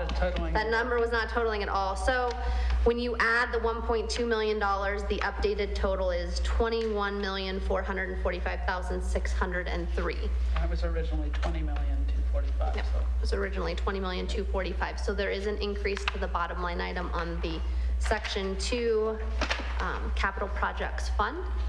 And I wanted to, that's what the request is. The request is to approve the, may I? Yeah, I'm just going to let you know I have a question for you. Okay. So I'd like to recognize that additional amendments may be necessary to this appropriations ordinance moving forward, as well as the budget resolution. And staff is not prepared to post the actual budget book on the website until we take the time necessary to review 2019 and 2020 and 2018 numbers to ensure that the numbers line up and follow through with the fund balances and the appropriations that are requested, and to call to council's attention as well as to the public's attention in a transparent and understandable fashion the items that have been changed. And I would like to recommend that we do this in one fell swoop moving forward. So this will be the request that we ask for the change right now. But moving forward, we will likely be coming back with additional amendments to the documentation in one fell swoop rather than piecemealing every time we find something. And that would be a change to the resolution, a change to the appropriations, and a change to the budget. So yes, and so there'd be 3 votes essentially. I believe it's 2 votes because we have the budget resolution, which is the budget, and then the appropriations ordinance. And what was the one that you and I looked at today? That's the budget document, That's and there's part of the budget document. That's part of okay. Yeah. So there will. Okay. Excellent. So there's 3 items. And why did you remove the what was formerly section 2 of the resolution, which included the estimated revenue and unappropriated reserves? Why has that whole section been removed from this new document? That's what we talked about today. So that was, if you look at the top of that one document, that's actually the budget resolution. And this is the appropriations ordinance. So the appropriations ordinance has had 2 sections always. The budget resolution has multiple sections. I believe there are 4. And that's part of the budget. And that's part of the budget, which we would be coming back with in one fell swoop. However, the appropriations ordinance sets the maximum spending limits, and without the 2019 line item on there, I wanted to make sure that there were no questions about whether or not we could spend any of those funds. May I make a few comments? First of all, for the record, even though he's not here, I'd like to thank Mr. John Simpson, who brought this omission to Councilor Baxter and my attention. I think it's very important that we recognize the citizen engagement of others. So I'd like to make a call out and thank you, a public thank you for that. I'd also like to say that I appreciate the improvements, and I also appreciate the issues of reworking a document that had had issues to begin with that you inherited. But I'd also like to call out that I do believe the water fund is insufficiently funded. I look at the other documents that Councilor Baxter and I separately came to these numbers, and I think it should be more like 7.394 million, because I'm not convinced the debt service is included in this total.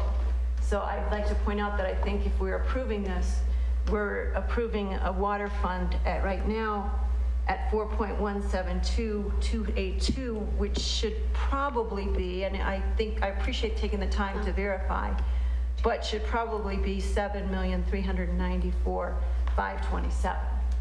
And I'd also like to say that I agree with Mr. Simpson's assessment, and because the paper is here, I think it's very important that the public understand the process, and that you can't just compare these numbers with what was in the record in the previous year, because the previous year included capital projects. So I think it's really important to have a clear communication of what the budget might have looked like. And I would say that the budget, if we were trying to compare apples to apples, last year's budget would have been somewhere around 81.2 million. If we were really trying to, I think you need to look at that. And I think that's important for all of the public to know. And the final message is, I think there's some great things that have come out of this. We're budgeting according to expenses rather than budget over budget.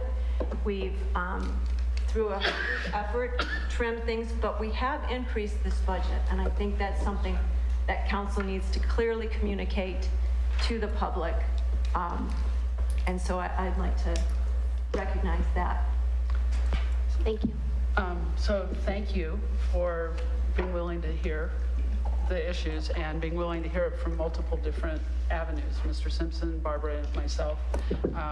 As we talked about today, there are several, more than 2, probably less than 20, significant errors and changes that need to happen to the budget and to this ordinance in order for them to accurately reflect the situation. Some of them are, who knows why those errors occurred. They could have been spreadsheet totals. They could have been all sorts of interesting things. But for you to take the time and sit down with the finance department and make sure that what comes to us in January is accurate, I applaud. I think it's wonderful, and I appreciate that you've worked so hard on it. And I know, because I spent a lot of time on it too, how difficult it is to find these things, and that oftentimes you think you've got them all and another one pops right up. So I think that this is really important that we're doing this, and I appreciate that. So thank you, Tim. So. Amber, just a question. I recall in the budget meetings that we had that there was a new system in place.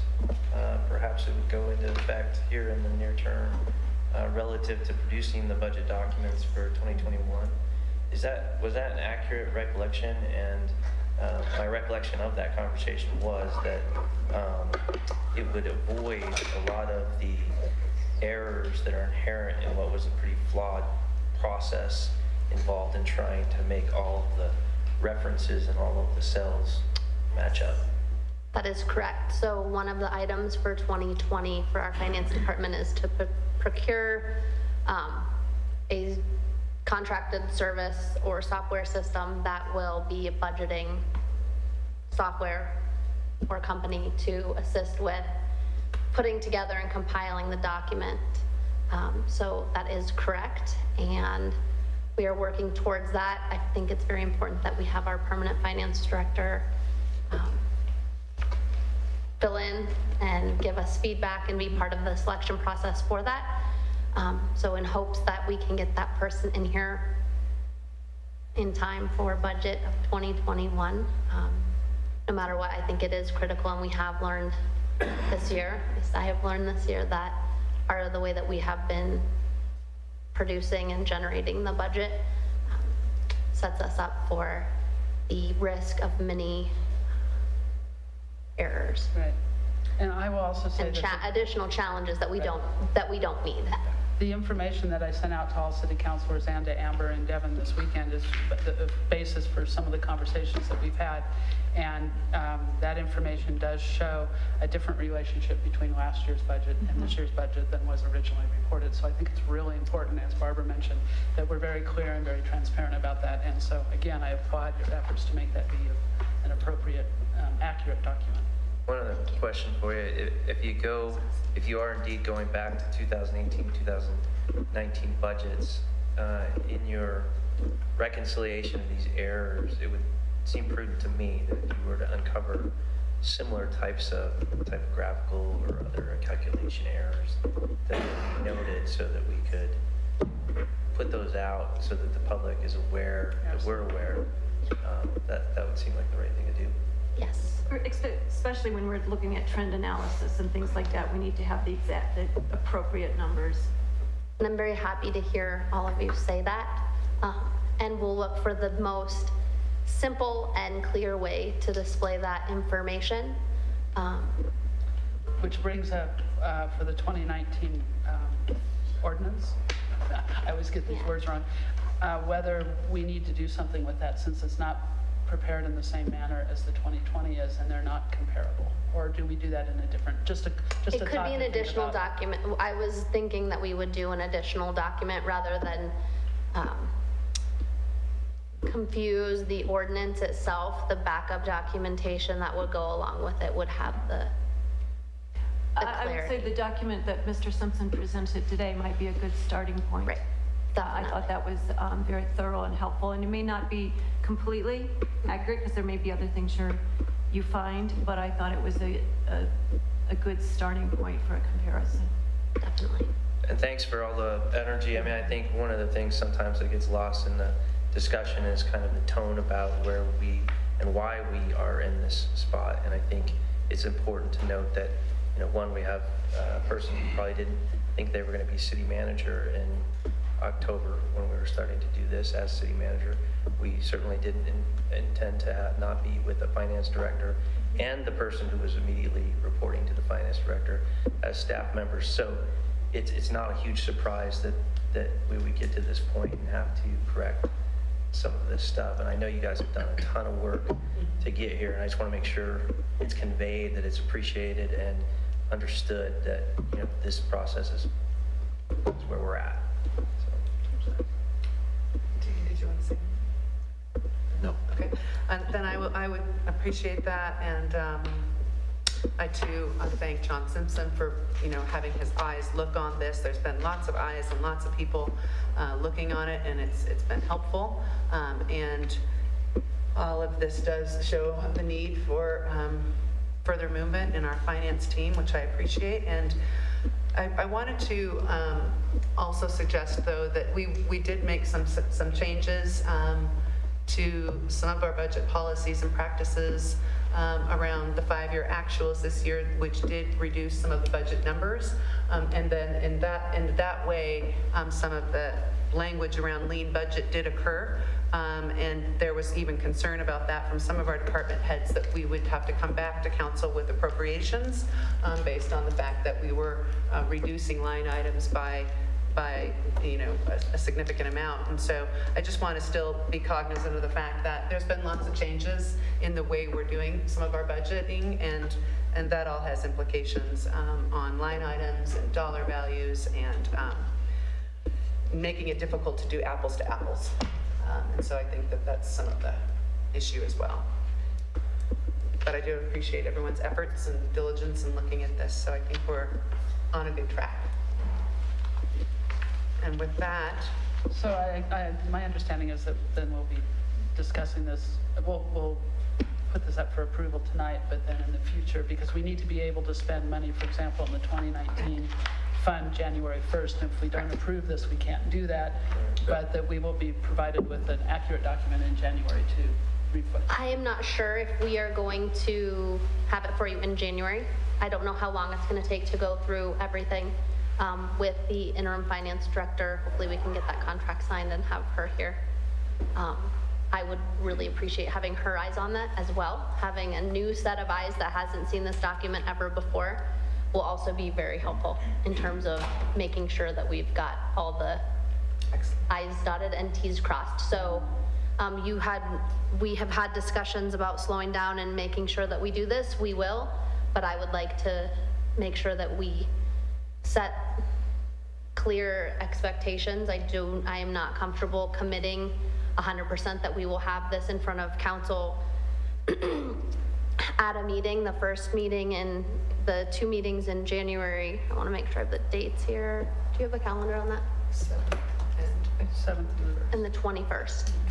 And I'd just like to see recognition that there is a high possibility, even probability, that the sewer fund may need to increase by at least $2.5 million. Yes. Yes, as will some of the others. Yes. So as we go through this, we will make the changes, and perhaps if we need to come back twice, we come back twice. The preference would be that we do this once with an accurate document, but I would prefer not to be back here every week with additional changes until we get it right. Sorted out. So I will keep you posted on our progress, and just want to make sure that I'm not setting an expectation that we cannot meet. I appreciate that. Excellent. Thank you. So you need a motion to approve the corrected ordinance number 2019-26. I am so moved. Second. Further council discussion? Yeah, I would just like to add that for reasons I stated on the previous vote on this, I do not support it for the reasons I stated previously.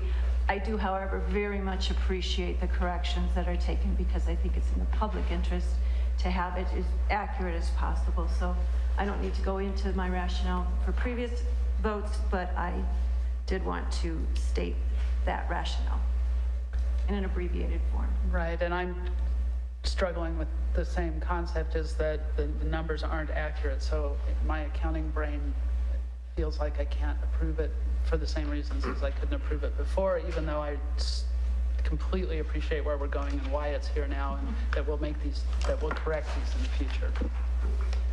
And I appreciate staff's efforts, recognition of the errors, and recognition of the need to get staff on board to help correct these errors, but also the need to appropriate money and move forward in running our city. Ms. Phillips, may we have a roll call? Mayor Pro Tem Bricky? Yes. Councilor Patine? Yes. Councilor Baxter? No. Councilor Noseworthy? No. Mayor Youssef? Yes. City status update, Amber. Okay.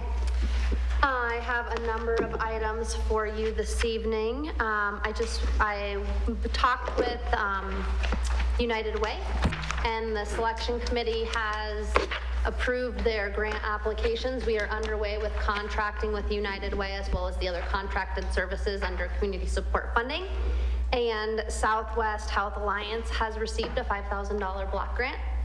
And I know that council had a question about that in relation to the Southwest Health Alliance. So Monique and that group will receive their notification. And how much was that again? 5,000. Thanks. I've provided the update on the finance director. This is a quick reminder that your top 10 priorities for 2020, if you can please provide me a list of those, it will be helpful in preparing for that study session. Could you clarify that? I thought you asked for the top 10 kind of study sessions we wanted to engage in the next. Okay, so no, your email was great though. And I really appreciate that. I did receive yours. Okay. So it's the top 10 priorities for that you have as a council member, and then we'll put those together, and then I would like to backfill in the existing work program so that we can look at the next 6 months. That email. Okay, great, thank you. Durango Mesa Park study session. We will be moving that to the 11th of February. So I'm planning on getting an advisory opinion from the Board of Ethics concerning that for me. So awesome. Thank you for moving it. Yes. Whether or not I can participate, we'll find out. But at least it's moved to a point if you can. Thank you. So that was not reflected in my report to you on Friday. Just wanted to make sure you could update your calendars. I have an update on transportation to the homeless site at Purple Cliffs. The Southwest Center for Independence can start their service after January 11th. After they procure a bus from the city. However, we have worked with Roadrunner Transit to provide service in the interim. And that service we received their quote today, and it looks like they will be able to run 5 days a week, starting immediately, with no service on Christmas Day. We were not able to procure service for Christmas Day, unfortunately. But they're looking at a twice daily run from Purple Cliffs to the Transit Center. We will be paying for this out of our homeless line item. And then we'll move forward with the joint sales tax after the 11th of January, when we can work with Southwest Center for Independence. What they're looking at right now is somewhere between 7 and 8 a.m., Monday through Friday, and a 5 p.m. So Sarah Dodson will be working with Roadrunner, and as soon as we have all of the details, she will reach out to the PATH group via Kevin and make sure that the information is provided, and we're hoping that all of that will begin this week. Yes. Is the primary route Purple Cliffs to Manna and back, or is it come through downtown for other? I believe it is Purple Cliffs Transit Center at this point. They're fantastic. We contract with them for the service to the Health and Human Services, and then the Mercy route that we were forced to cut. We work with Roadrunner for that contracted service. So we'll continue. Sarah will be working with both Roadrunner and Kevin on the best service that we can possibly provide. What they need. And you can work out of the existing transit budget for this, or do we need to appropriate dollars? This is actually not coming from the transportation services or transit budget. It will be that homeless line item in the community support funding. And then funding in 2020 will come out of joint sales tax. Okay. And then on homeless, the Durango Police Department has worked with the PATH group to create this hot off the press resource guide for those experiencing homelessness in the Durango area. This is a fantastic resource guide that will be available throughout the community. We will have it as city facilities. Our Parks and Recreation Rangers will have them to hand out, as well as our police officers and other city staff. The PATH group will have these as well. So this is another resource. Thank you. and it is fantastic. If you would like some, please let me know, and I'll make sure that they get put into your box. And then... Thank you for making this happen on the transportation. And so when will that be in place? This week, as soon as it goes live, I will make sure that you have an email so that you know that it's in action. Thank you very much for your efforts. Thank you to staff and May I ask, Roadrunner. when will we receive a list of what programs were funded through the United Way? I will be sending that out to you this week.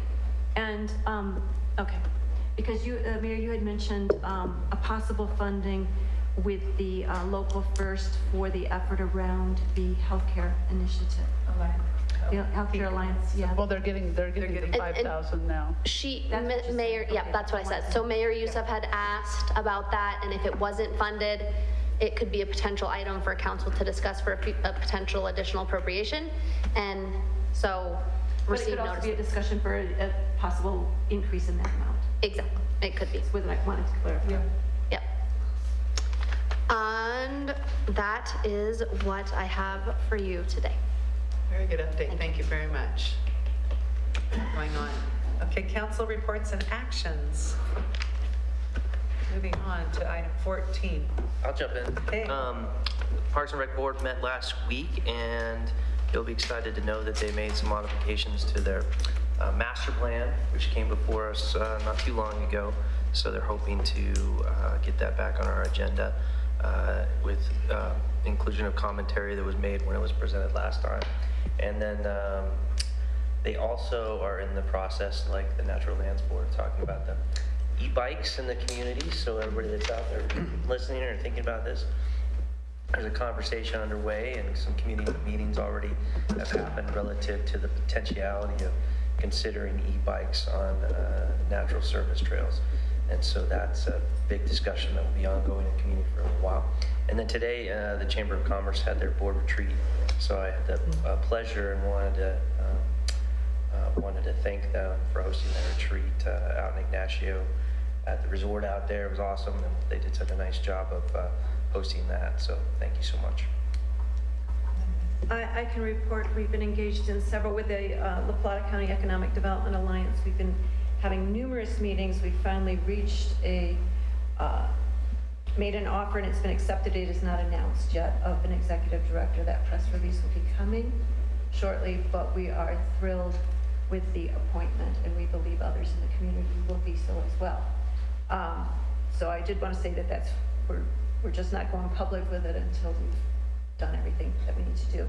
I also attended the Multimodal Advisory Board, and we also had a subsequent kind of longer discussion, so we had back-to-back meetings. It was a really excellent discussion, and for those of you who may not be aware of it, the Multimodal Advisory Board has a real constituency-based appointment process. So you have representation from the school district, representation from public health, from Fort Lewis College, from the business community, from senior citizen disabled community, the biking community, and then an at-large.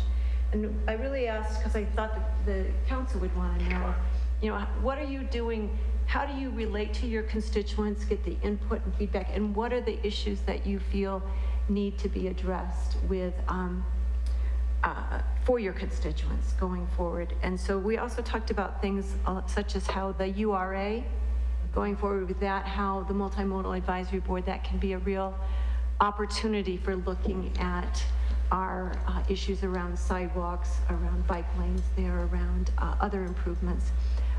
So we'll be going into a January discussion to really consider the changes that we made to the, suggested making to the budget around the studies for Camino del Rio, the design, the studies for 32nd Street, and the studies for 15th, 14th North Main, and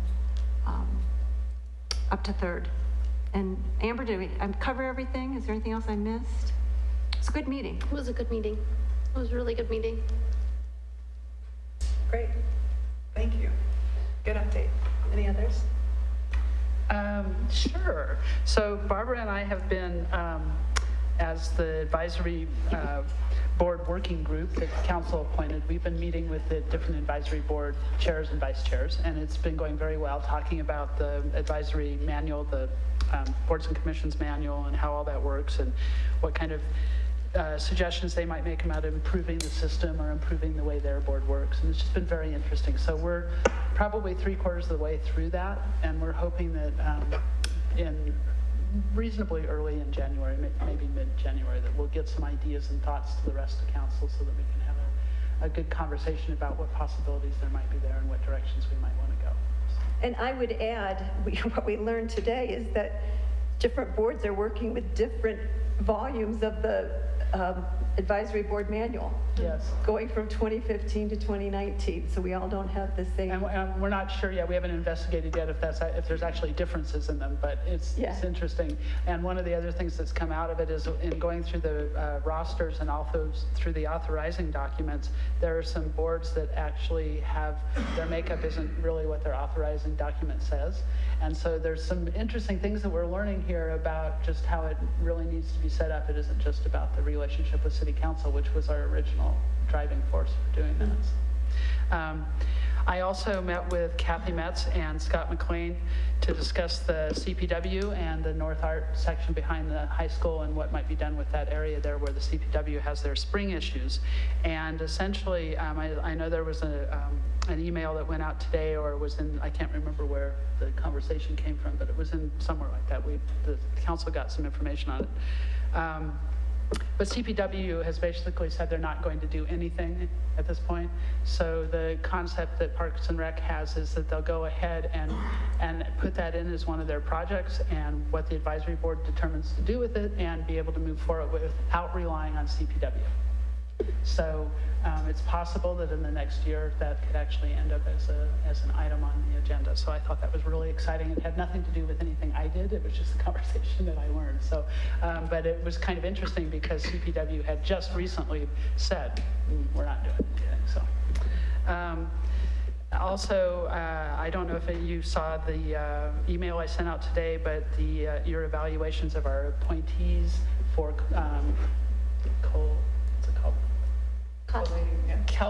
collating it and getting it all together, yes. I've moved the date from today till the morning of the 23rd so that you have more time if you'd like. So. Thanks. And those need to be hard copy deliveries. Yes, hard copy delivered to me. Whether if you want to put it in a sealed envelope and put it in the mailbox, that's fine too. I'm also attending the Fort Lewis College commencement exercises on Friday and going to the luncheon. I'm really excited about that, so that'll be a lot of fun. And I'm going to be starting office hours in January, so I'll be announcing that in January, where and when and how you can reach me. Great, thank you. Mm-hmm. Well, the Airport Commission and the Library Board have had a little hiatus this month, and so, but I did give testimony regarding the new methane regulation last Wednesday night relative to the methane hotspot that we find ourselves underneath as the most significant allocation of methane in the United States. So I thought that was important. Other than that, if you don't have anything good to say, don't say anything at all, except Merry Christmas. I'm enjoying, I have 3 children that were born and raised in Durango. They're now in their 30s, 29 and 30s, and they're all coming back to Durango. So be careful what happens in Durango. Always comes back to Durango. That's right. So that's a good thing. Yeah, and they have options. That's a good way to say it. Yeah. So Merry Christmas. Okay, and I will just add for mine that we are still seeking feedback on our interim city manager. Per our evaluation process, we've received a couple pieces of feedback, which we appreciate from the community, and community members can email City Council at citycouncil@durangogov.org. You can write us letters. You can deliver them here to City Hall. We have mailboxes that you can give us letters, or you can contact us individually. We'd be very happy to receive feedback. Melissa, may I say one thing? Yes. You know how on our email list, City Council, if you type in City Council, it actually includes Amber and Kevin? Yeah. So if they email us at citycouncil.org, does that also include I don't know. So we wouldn't want Amber to be You getting? can put counselor names, if you'd like, to each individual names. The way it works is first name dot last name at durangogov.org. And we're not certain on the city council, but some of them. So there's And lots of ways Barbara's to and get. Lions don't have the dot in between. Okay. Are all of the email addresses on the website? So you can check the website as well for that information, but we would love to get any additional feedback from our interim city manager for this evaluation process that we're doing. And I just wanted to also thank one more time all the community who was involved in the effort for the Creative District. I think it is such a huge accomplishment as we end this year. And there were so many community residents and staff, steering board members, Local First, interim director Haley Kirkman, who worked really hard on this year-long initiative to get this approved for our community. And it's a big deal. I think we have 23 now, is that right, designated creative districts in the state of Colorado. And it provides access to a stream of state funding opportunities to address beautification of our town, identity, creative identity, all sorts of things. So I just wanted to thank, again, everyone who was involved in that and all the members of the steering committee. I think it was 19 members who worked really hard to make this happen. So really proud of our community leaders and representatives on that initiative. And that's it for me. I haven't had any meetings. Yes? Did you want to talk about the liaison to the strategic? I was going to, and we can do it now. Perfect. Future Sorry, I potential, didn't know either if one. you wanted to do it as. Yep, yes, thank you. It's Sorry on to the list. interrupt. Nope, that's good. Future potential agenda items, because either one, yep. Okay. All right, we'll move on to item 15. So one of the things that's come up in the evaluations is we need to have a discussion about where do we store the evaluations for our appointees? How does that work? So I thought that would be a good agenda item. Don't know where that happens, but. And then also, when do we work on the SMART goals and objectives for those appointees? Because we don't currently have all that kind of scheduled out. So how do we want to make that process work? And then the liaison to the Strategic Long-Term Finance Committee would be another good one. And then also, we are now at our the last point meeting here, and we don't know what's happening with the train lot lease. So I would be interested in figuring out what we're doing with that. So I think that you bring up good points. The first one was where we're storing documents for our evaluation. So. In other words, where do their personnel files go? Right. So. That's a good question. So our evaluations will be on January 7th from 4 to 6. That's when we're conducting those together as a council, special city council meeting. I wonder if we might be able to take 15 minutes at the end of that. Sure. To discuss that? Sure. And then when we would want to schedule the goals and objectives conversation, that would be maybe. Simultaneously, Yeah, just at least it's to just get a it schedule. It's not, yeah, right. So could we add that to the agenda for January 7th? Could I clarify a point of Kim's? If I may, a question on it? Yes. Do you mean goals and objectives, and are you also thinking that that would include key performance indicators? Or would you see that as a separate discussion? So I think that we had kind of chatted that key performance indicators would be generated by the staff or the appointees themselves. Right. And come back. And so maybe that's one of the things that they are tasked with as we develop the goals. Okay, and just wanted objectives. clarification. I don't know. We'll see. I think that it would be good to just try to coordinate, keep this all in the same context. So if we could add these 2 points to the agenda for January 7th at potentially 5:45, then that will keep us on track to get to that point, and maybe we can have some further discussion then and make at least a plan of action. And I've been calling for a capital improvement project discussion. Okay, hold on. Okay. I'm sorry, hold that thought. All right, we'll hold that thought. And what was your third? Oh, sorry. The liaison to the Finance position. strategy committee, so Yes. we can get that moving. Yes, so what is our normal process for appointing liaisons? We do it typically at a study session or a retreat. The last time we did it at the, wasn't it the same night? Well, didn't we do it at a city council meeting? We could just kind of. I think we did it around the table at a Did study we? session. Okay, all right, study session then. I believe it was study session is historically how we've done it. Yeah. And, or at the retreat. And But if this it's- is a time-sensitive issue. Right. And so I appreciate the study discussion, I just wanted to have it in the right place. Yeah. So I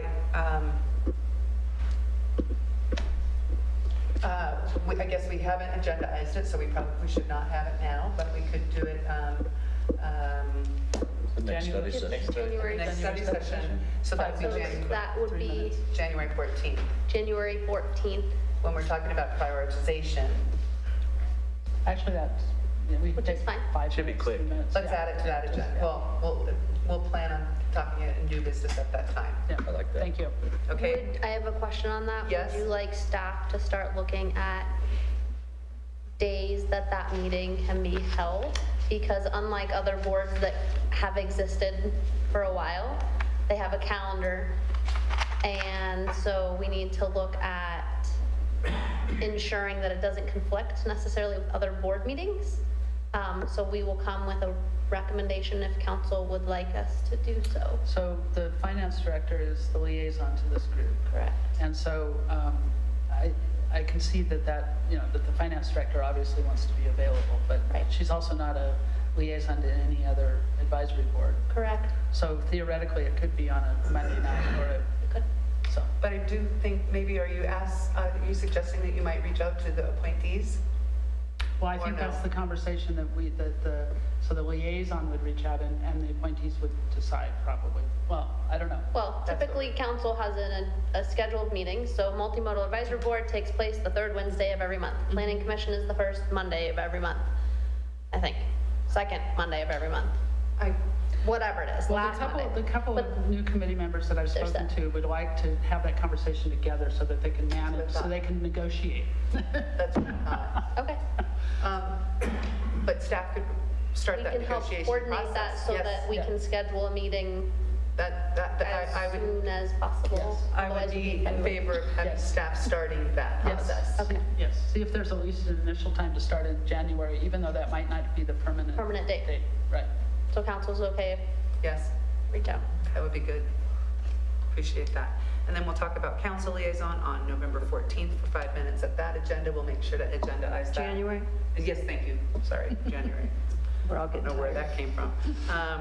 And so, yeah, wonderful. Any other future new business? So items? my real concern is getting scheduled a discussion around, and I don't know if it's two-pronged or not, but around the capital improvement projects, particularly those that have a further out date for completion and those that have had no expenditures.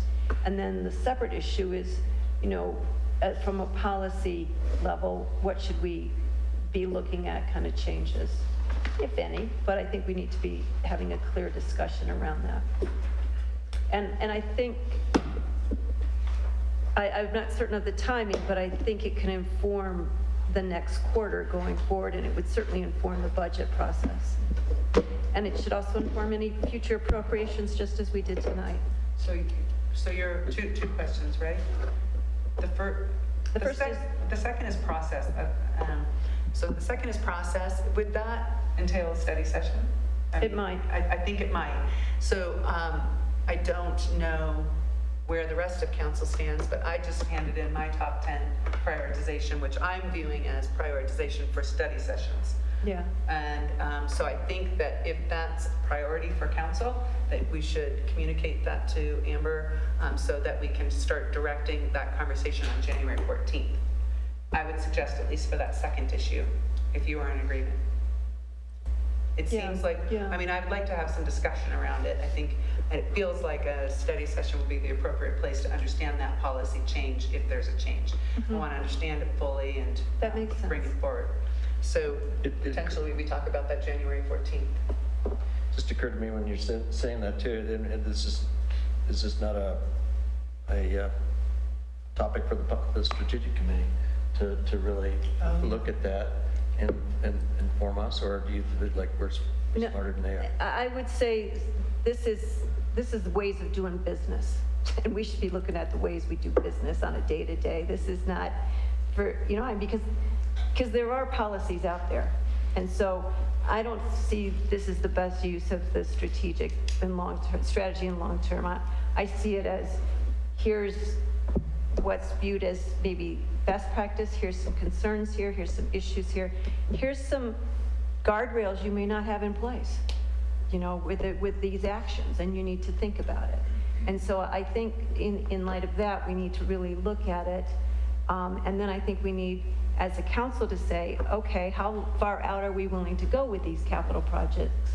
Is it acceptable to carry a fund for 10 years and no money spent? Or when do we call it back in? You know, and so what's that time frame for what's an acceptable period out, given the fact that you can't commit future councils either. You know, you've got an issue of what's your window of getting your CIP project done. So I think those are the issues. And so to your question, Councilor Brooke, yeah, no, I think I'd rather have a strategy and long-term finance looking at issues of structural problems with the budget, or helping us pay for those, thinking about paying for those high-end storm water management, other options that we need to be looking at, along with reserve balances. Okay, so policy discussion for the second items to be discussed about possibly on January 14th, just to confirm. And then the first item, again, let's talk about that again. I think there's a list. I'll be eager to see the city interim city managers questions, but I think that there are some on here that I think we need to discuss. If we're carrying something for 10 years, is that appropriate, or should we be calling that back in? And then when it comes up that it's needed, then it comes up for appropriation. If we have funds that have, you know, $750,000 in them and no completion date, maybe that's just an oversight, and no expenditures, what's happening with that? You know, so I think those are the issues that. So once we establish the policy, potentially we go through the list, or have staff go through the list, I would think. Yeah, and it could also be at a quarterly report to City Council that, you know, we talked about. It's not really useful to see CIPs over 500,000. It's useful to me to see those that haven't had any movement or have had minimal movement. So I think that would be the discussion around City Council, and I think a study session is appropriate. So we'll see where that goes on the 14th. Okay. Thank you. Yeah. Any others? Any others? Okay. No future business. Okay, we have no other future business for 2019, that's for sure, and I think we can adjourn the meeting. Thank you so much. Our next meeting is January 7th at 6:30 p.m. Wishing everybody a happy holiday season, and I'll see you in 2020. Happy holidays.